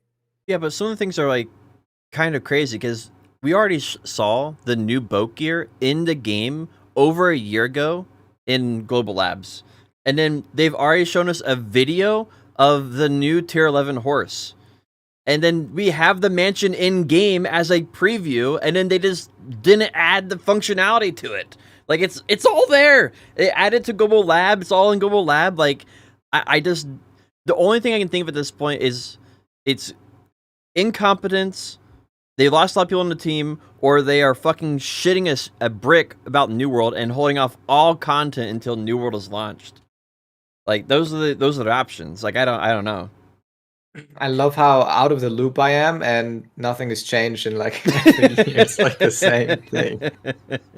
Yeah, I mean, I don't know, like, because it's on one end, it's like they're doing so much crazy good quality of life fixes, some shit that been waiting for forever, and that's nice. Yeah. I just my biggest gripe with the game is just hopefully they figure out how to tame their expectation, or like the dev / marketing team kind of gets a better like load of communication between the two, because I don't know, I don't see how they give the dates, but then they like overshot them so hard. But yeah. Yeah, I don't. communication, communication. A little communication will go a long way. The whole reason we wanted the roadmap in the first place is so that we could tame our expectations properly, and then they give us the roadmap, and then they don't learn their lesson that we need to have our expectations set correctly, and so then they never update us on the roadmap, which is just as bad as giving us the roadmap or not giving us the roadmap originally. So, by caramba. I don't have anything else for BDO because BDO didn't do anything else. We talked about Lost Ark, New World, and Diablo 2 Resurrected. That's it for my notes. What else do we have to talk about? What do you guys want to talk about? We don't really have to get into it, but I just wanted to briefly mention I hopped back on Bless Unleashed this week to try the new level 35 dungeon, and it is incredibly fucking good, dude. Like the dungeons in that game were already shockingly good. You know, especially with how low of expectations we all went into it with. And the new dungeon that they just added is that game is just absolutely showing New World what could be done with action combat 5-man dungeons, and it's insane how they're just in a completely different league. I really hope that the Amazon like will look at that game at some point and see what to do, because they're so fucking fun and challenging and interesting and like punishing in just the right amount. And it was a really good like experience to run through it, even with people I didn't even know, and like figure it out and try to execute everything correctly. Really? Was it just like the mechanics slash like the atmosphere, or what was it that Yeah, made it's a those little it's a dungeons? little bit of both. The atmosphere is great. Like it's you know, you're in this like demonic temple, and you're fighting demons who are like, you know, causing part of the arena to like sink into fire, and like you know, you've got one of the demons goes up in the air and breathes fire on you, and you have to dodge like enough of the fire to stay alive. But if you dodge too much, then you burn the level, and you have like less space to move around. So there's just like a lot of really cool stuff like that. You have to actually think about, you know, rather than just health sponging the boss like you do in New World. But yeah, I just wanted to throw that out there. I had a lot of fun with it, so might still be playing that game casually from time to time and checking it out when it gets updated. I really wish that they just hadn't made that game under the Blessed franchise, dude. I think it would have really blown people away with how good of a job they did with certain aspects of it. I do think that, like, given some time, a factor of time, and like them doing what they've been doing, like in 1 year they fixed the entire combat of the game, and they have like really good dungeons, and they fixed the progression. Like, there's no game that's ever done that much in a year, and New World is trying their best. And I guess it's true. Like, what's scary is I don't think they're a big studio either. I think they're like a really small studio. Like, yeah, well, they were a studio that was created under NeoWiz just to make Bless Unleashed. So I don't know how many people they have, but I don't think it's a huge studio, because they basically just made a separate branch and gave it a name, and that's how they came up with this. But yeah, dude, it's pretty good. And like just the patches in general that they've been adding on that game are very, very attentive. It's like exactly the problems, like the top 5 things that annoy you about the game every week, 4 out of 5 of those are getting fixed every single week consistently. And then like the next 5 things that annoy you after that, 4 out of 5 of those are getting fixed every single week. They're just so fucking attentive. So yeah, it's still like continues to be a really good side game. Makes me a little, bro, you talking about makes me a little like that game, because I put, here, let me pull it up on Steam right now. I think I put like 500 hours in that game. Like I put a crap load of time into that game. I was meaning to ask you guys, like, how you guys still felt about Bless Unleash after all this time. So, I mean, it's good to kind of see that it wasn't just a whole lot of, you know, like, oh, new toy, shiny new thing, and I'm just looking at it with the rose tinted glasses, all right? I mean, I definitely think that, like, if they keep doing it the way they're doing it, that they definitely could start to kind of shore up some of that negative stigmatism that goes on along with the Blessed name. But it's gonna take a lot. It's Maybe gonna take a whole lot. that's what I play when New World kind of goes a little dry. Is I'll fire up a little Bless Unleashed in the afternoons. It's gonna take a whole lot to get past the whole Bless Keck W anytime you mention Bless. Yeah. Hey, someone's got to be the guy to take the bullet. All right. I mean, but it sounds like they're at least doing decently well, right? I mean, they got Moreland to praise it, right? Yeah, that's hard. I mean, I haven't heard Moreland praise an MMO very often in very long. So that's true. True. I put 405 hours in. That's what I put in. Jesus Christ. That's actually wild. And that was in like what, 3 weeks, 2 weeks? No, it was about a month, right? It was about a month, yeah, close to a month. God, dude. Basically putting 100 hours a Just week. 100 hours a week. No big deal. 100 hours. Bro, I'm about to bro. ascend when New World comes out. I'm not gonna sleep. I have a sleep cycle where I'm going to do 8 hours one day. The next hour is 4 hours. I'm just going to 8 hours, 4 hours, 8 hours, 4 hours, back to back. It's like That's 8 my hours plan. of game and then 4 hours of sleep or something. Or Yep, that's basically what it'll be. oh my So I'm god, dude. I want to have maximum uptime. Jesus. I'm gonna do that probably for like the first week, and then I'll become a regular human again. Because the streamer category is gonna be so flooded for the first week, it doesn't matter when I stream. I'm not gonna have anybody watching, right? Like, it's just gonna be my normal crew, no matter what time it is. So, for the first week, I'm just gonna go ham. But after that, then I'll become a regular human being again. I'll have sleep patterns and eat food occasionally. Might go outside. Depends if the grass needs mowed in the front yard. Yeah, there's no chance I go off. I already put like my gym membership on hold for 3 weeks and everything, dude. I'm just gonna absolutely need this fucking game. I mean, that's the best part, being a degenerate sometimes, you know? That's the best part. You're in between school right now, Nico, right? Yeah, mine starts in like 3 weeks. Ah, plenty of time. Plenty of time. Yeah, plenty. I'm currently trying to figure out like what the best meta is in New World. Like, I'm on the fence because crafting the best gear, mathematically, it takes like hundreds of hours to get something with like all the stats you want. Like hundreds, if not 1,000 hours. It's like something absolutely ridiculous. So I don't know if I want to craft gear for the perks. Like, that was my original vision, was just craft gear for the best perks. But knowing the math and not knowing if they're going to, like, 3 months from now do a Destiny 2 and then update all the gear score again. I don't know if I'm not sure if I can invest that time not knowing if they're going to just invalidate all my gear score progress. That's the big question, dude, is when the new region comes out, do they just slap like a level 65 and a 70 dungeon, increase the level cap, and make everyone reset? Like, do they just do that in 6 months? Because I kind of feel like that's the style of game they're starting to turn it into. Yeah, if they do that, then I'm not going to take the game very seriously. Because it's just going to be... Yeah. I'll just do the content, and when I'm done with the content, then I'm done with the game. Because... Or do they literally just drop a whole nother, like, higher level of faction gear that kind of invalidates min-max level 60 gear, right? Like a level 65. Oh, for sure. Gear. Yeah, as soon as they raise the cap, there's going to be a 65 faction set that just destroys everything you worked for months. It'll be exactly 600 gear score, best in slot, everything. How will they monetize that, though? That's what I don't really understand. I think they're going to do exactly Destiny 2.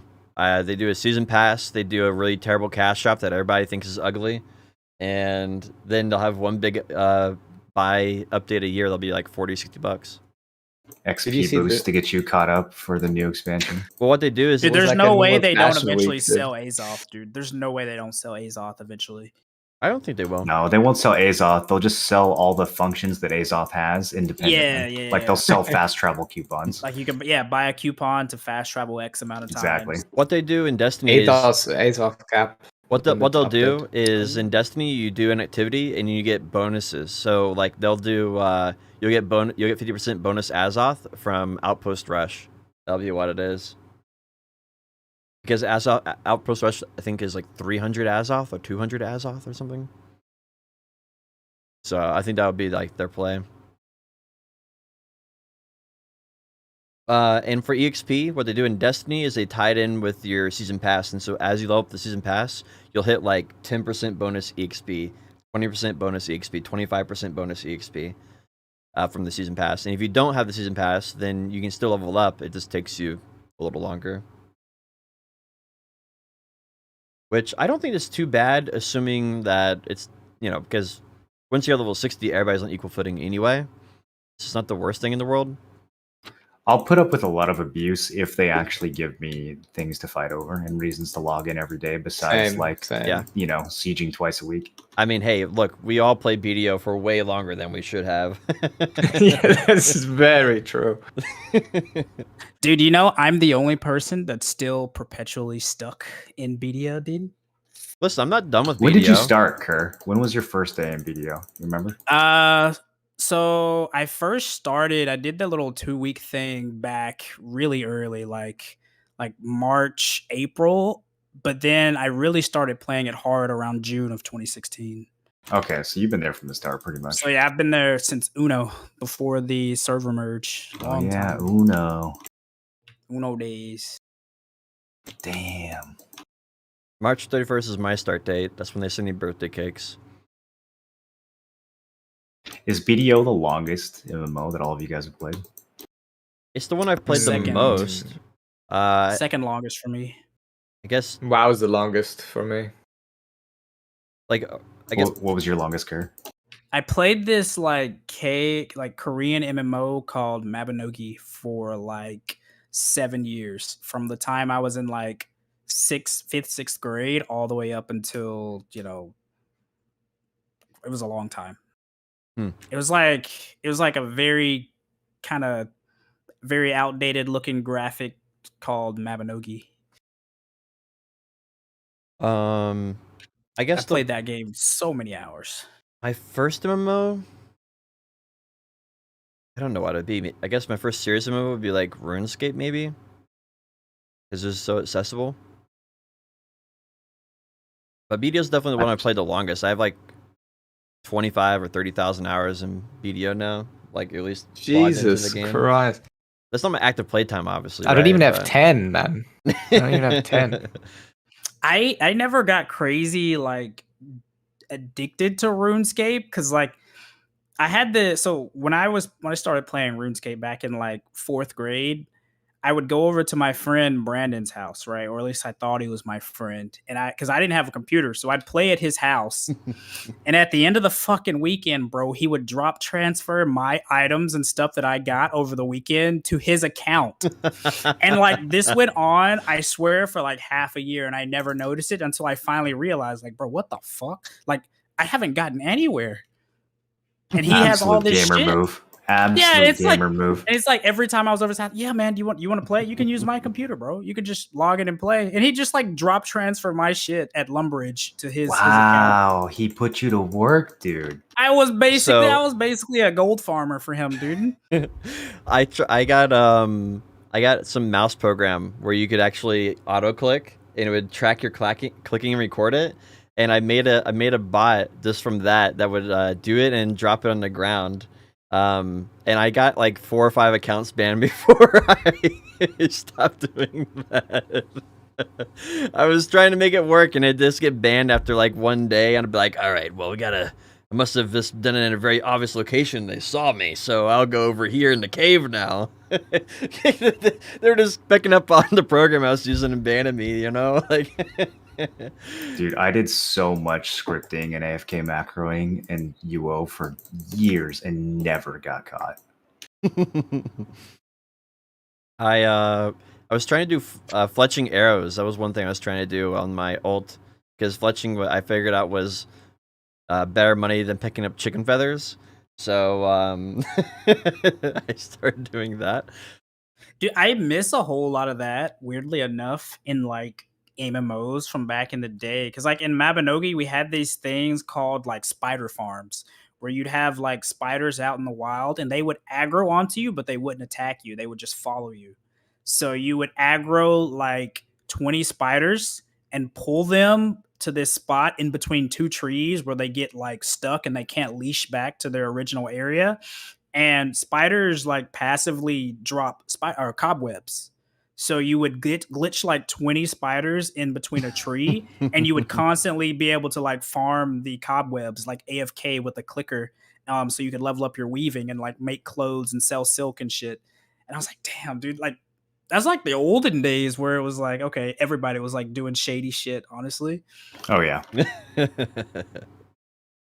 I feel like the core of that, I feel like, you know, on a principle, I think that shouldn't exist in a game. But then when I think about it, it's such a fun thing. I feel like developers should almost bake in cheat codes to the game where you have like, you know, this super hard trap to find, and then you get one and you're like, oh, I have to keep it forever because it can trap 50 spiders in the same location. And then you're basically rewarding people for finding this like super nuanced thing, or like grinding out an archaeologist map type item, you know, where you can, it's almost like a cheat code for like one part of the game that you want to do.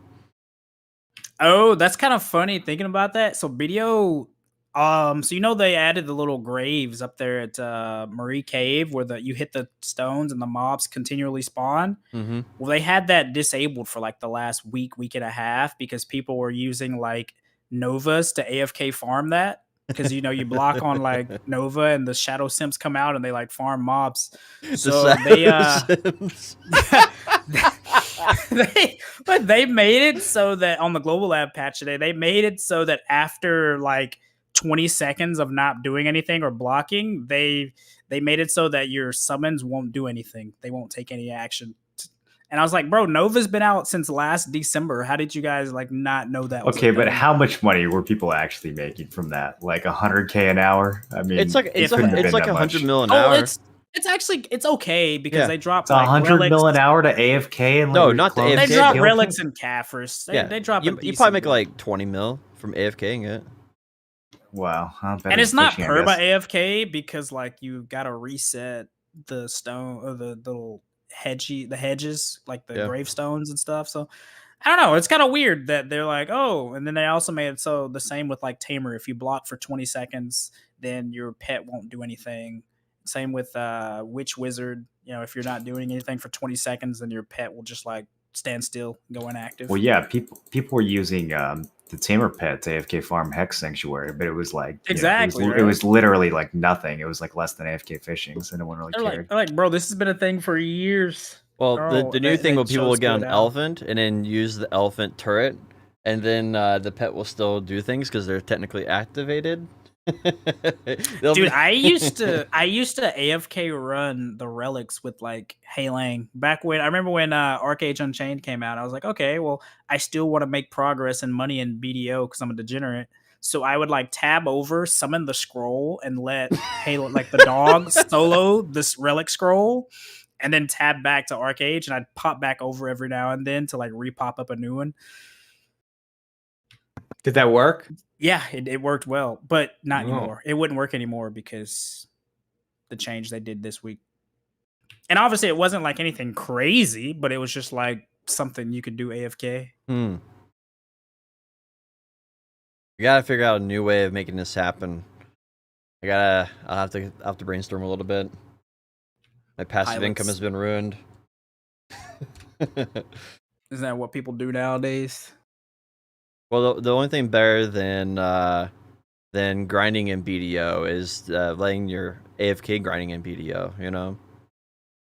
What do you guys think about them allowing people to get? So they're doing this season plus thing. You know, we have already talked about it, and it comes out next week. Where after you graduate, you get the season plus pass, and you do like things on this pass to get collect these stones apparently get enough stones, and you'll be able to guarantee an upgrade to pin on the untradeable boss gear that you got during season. How do you do you guys think that's like a good thing for the game, or like, you know, just as your like outside like your player perspective? Well, first, I feel like they lied to us because they said we're not going to do any more season rewards, and so then literally like not even a month later, they are already giving out another season reward that's like I guess it's arguably even better, right? A pin that's worth more than anything they've given out so far. So I guess I'm like. I mean, I just don't see the point in it, right? Like, giving away more stuff for free is not going to make your game better. You know, all you're doing is making it where people can play your game less often, and you're giving people more of an excuse to quit. Because once you have a gear item that you want, like once you have the level you want, the gear you want, you just quit BDO, right? I mean, the only fun in BDO is the progression, and when that's done, and you're done with the game. And they're just making that so short now, where you can get, you know, a Kaposha super quickly, or now pin boss gear very quickly. I don't think there's this. I just don't see the benefit to the game making the progression shorter. Like Bless Unleashed does not have like a really good, like a really complex end game, right? It's just doing the same dungeons over and over and over again, but you can still play the game basically forever because they don't invalidate that progression basically ever. And you can, you know, there's always something to grind for. There's always another S tier to grind for. There's always another item to get. And so I just don't see any benefit for taking that away. Like, why are you supposed to go and get cron stones for fallen god and click that, you know? Like, I don't know, that doesn't sound fun.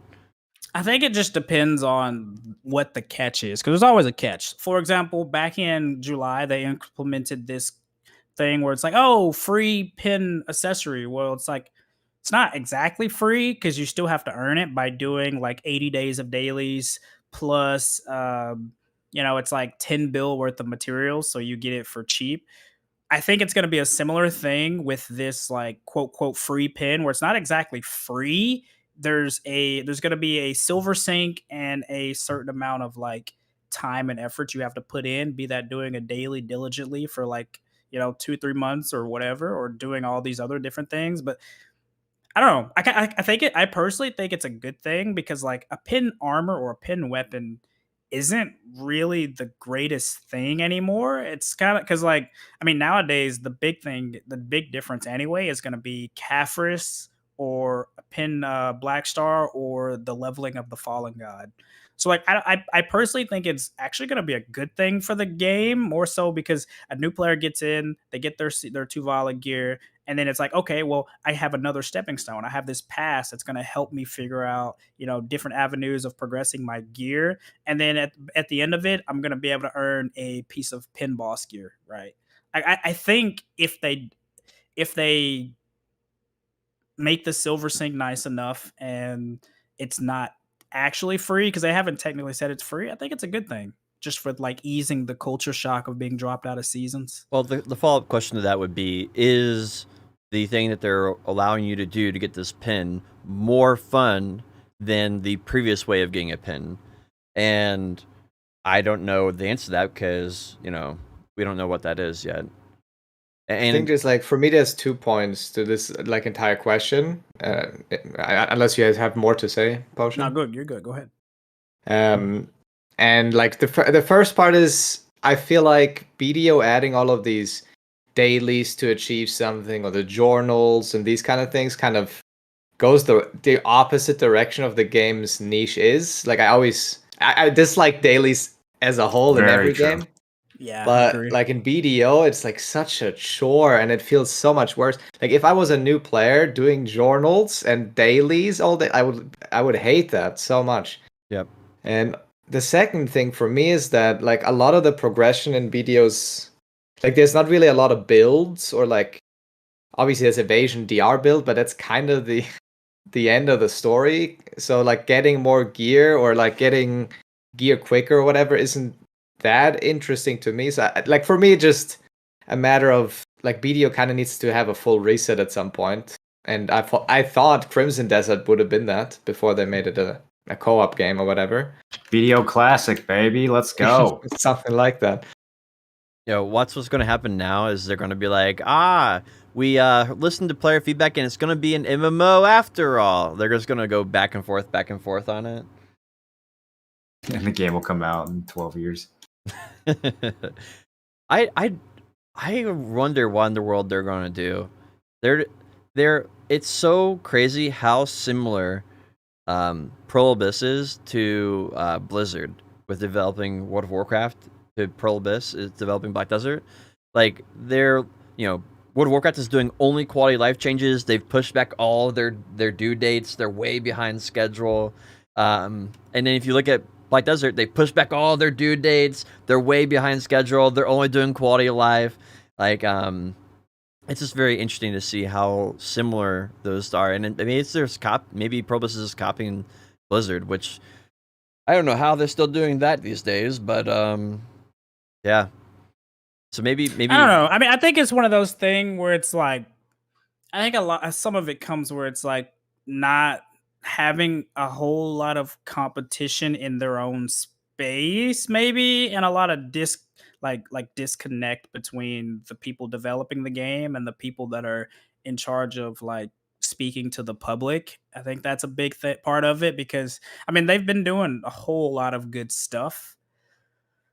But the biggest thing for them, because I mean, they're not struggling for players. I mean, they consistently at pretty much any time of the day have, well over 20K players playing at any given time on Steam, which is probably less than half of the player base. But I think they kind of are in a situation in terms of older players or people that have played before, similar to Bless in a sense that they're gonna have to keep doing these quality of life and like like game improvements to regain, I guess, that like trust of a group of people, maybe. But yeah, I don't know. I'm kind of overall, I'm in a happy spot with BDO. My biggest gripe is just the giving dates and not keeping their dates. Like if they can figure that out, then I think they're on a really good track. I think they should just come out and say, we're going to release our next big expansion when New World releases theirs. We're going to release our next big expansion when Lost Ark comes out. and that would be more or less correct, They probably. can't say that. Oh, sure they can. I mean, all the veteran players know it.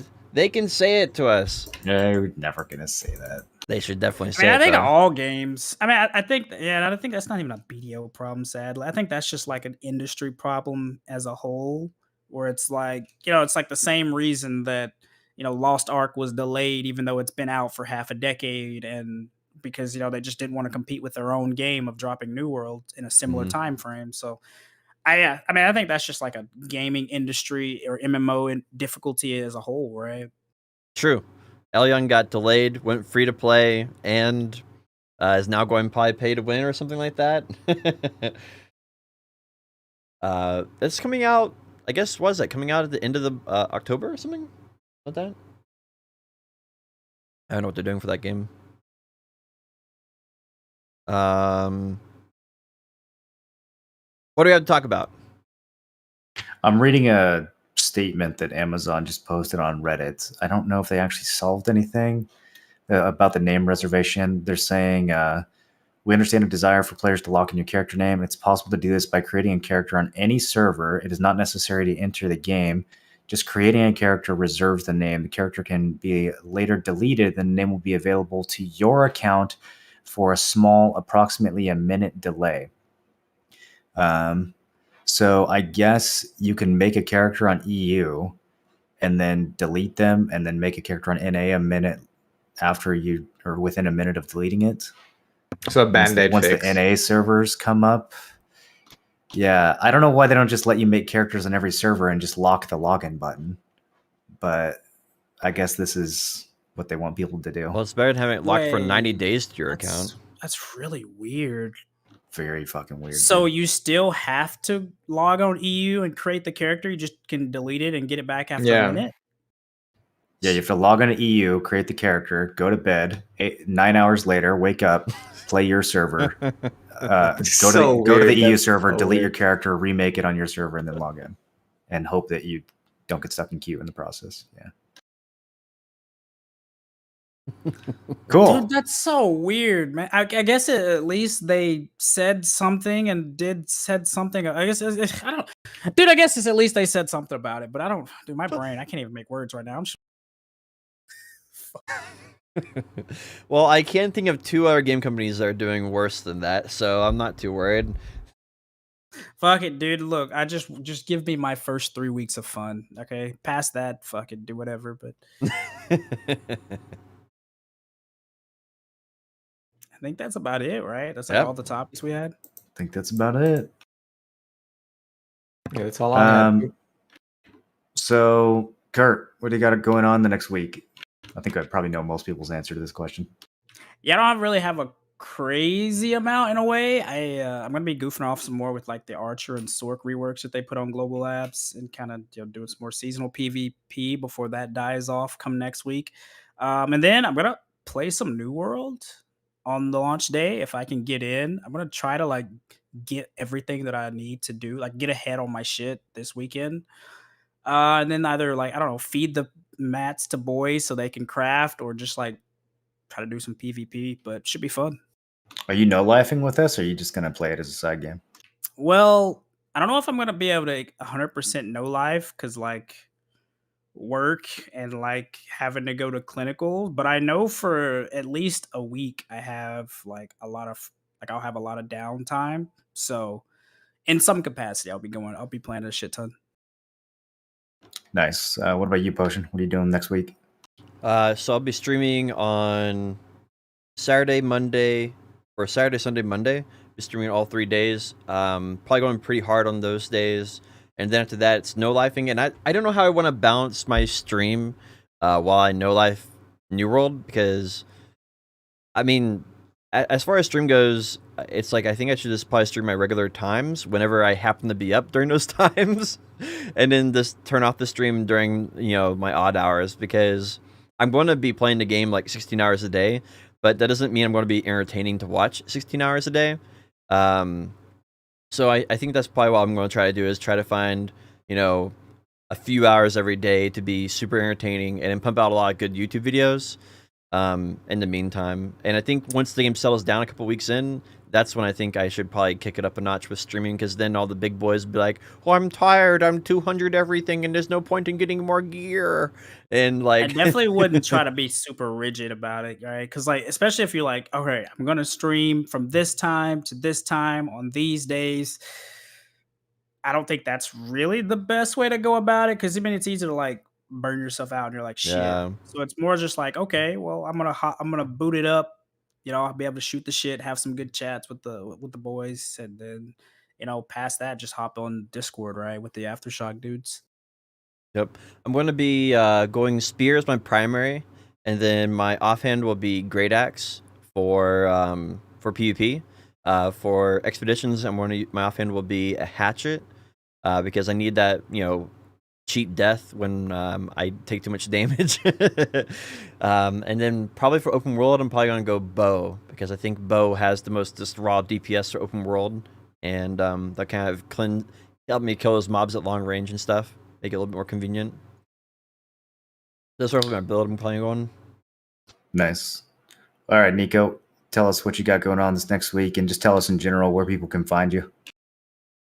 I mean, for me, it's basically the same thing. I'm just gonna pretend I'm super interested in watching WODs for 3 days.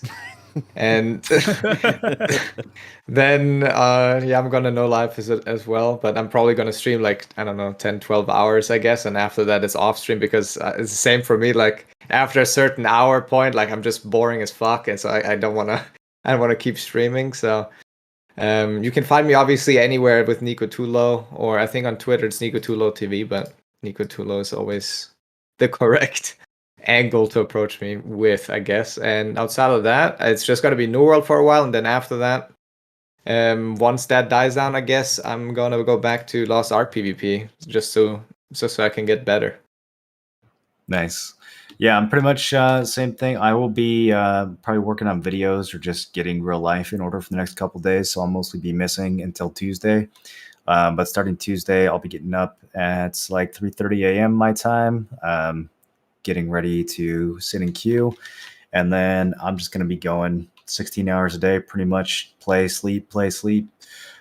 Jesus. I'll have food ready. I'm going to max everything, every crafting skill, every weapon skill. I'm going to be one of the first people to 60. I'm going to solve the game, going to beat the game. I'm going to massacre everybody. Going to be wearing diapers. No, I probably won't do that. But yeah. So this will be pretty much the hardest I've gone on a game probably since BDO launch. So we'll see if we've still got it. I'm looking forward to seeing Morland's final form. Yeah, I don't know how I'm gonna handle the stream. I don't know if I can leave it on 16 hours a day. I might like turn my webcam off at some point, and just be like do like sleepy mode or something. But yeah, we'll see what happens. But either way, I'll be streaming a shitload and playing a shitload. So that's the plan. With that pretty much wraps up episode 62 of Nerds and Words. Thanks for having you guys, me, guys, for listening. Yeah, Nico, thanks for coming. Thank you. We'll have to have you back on at some point when we've got more news to discuss. And then, yeah, you can find this podcast on Spotify. You can find it on some of our Twitch channels as a VOD. And then I always forget, Potion, are you putting it on YouTube and Spotify, or is it just Spotify? I put on my YouTube and Spotify, yes. Okay, cool. So you can find it in both of those places. All right. That's about it. We'll see you guys next week, Friday, 12 Pacific, 3 Eastern. Yeah, we should all be still down for a podcast during New World. So we'll see you guys then.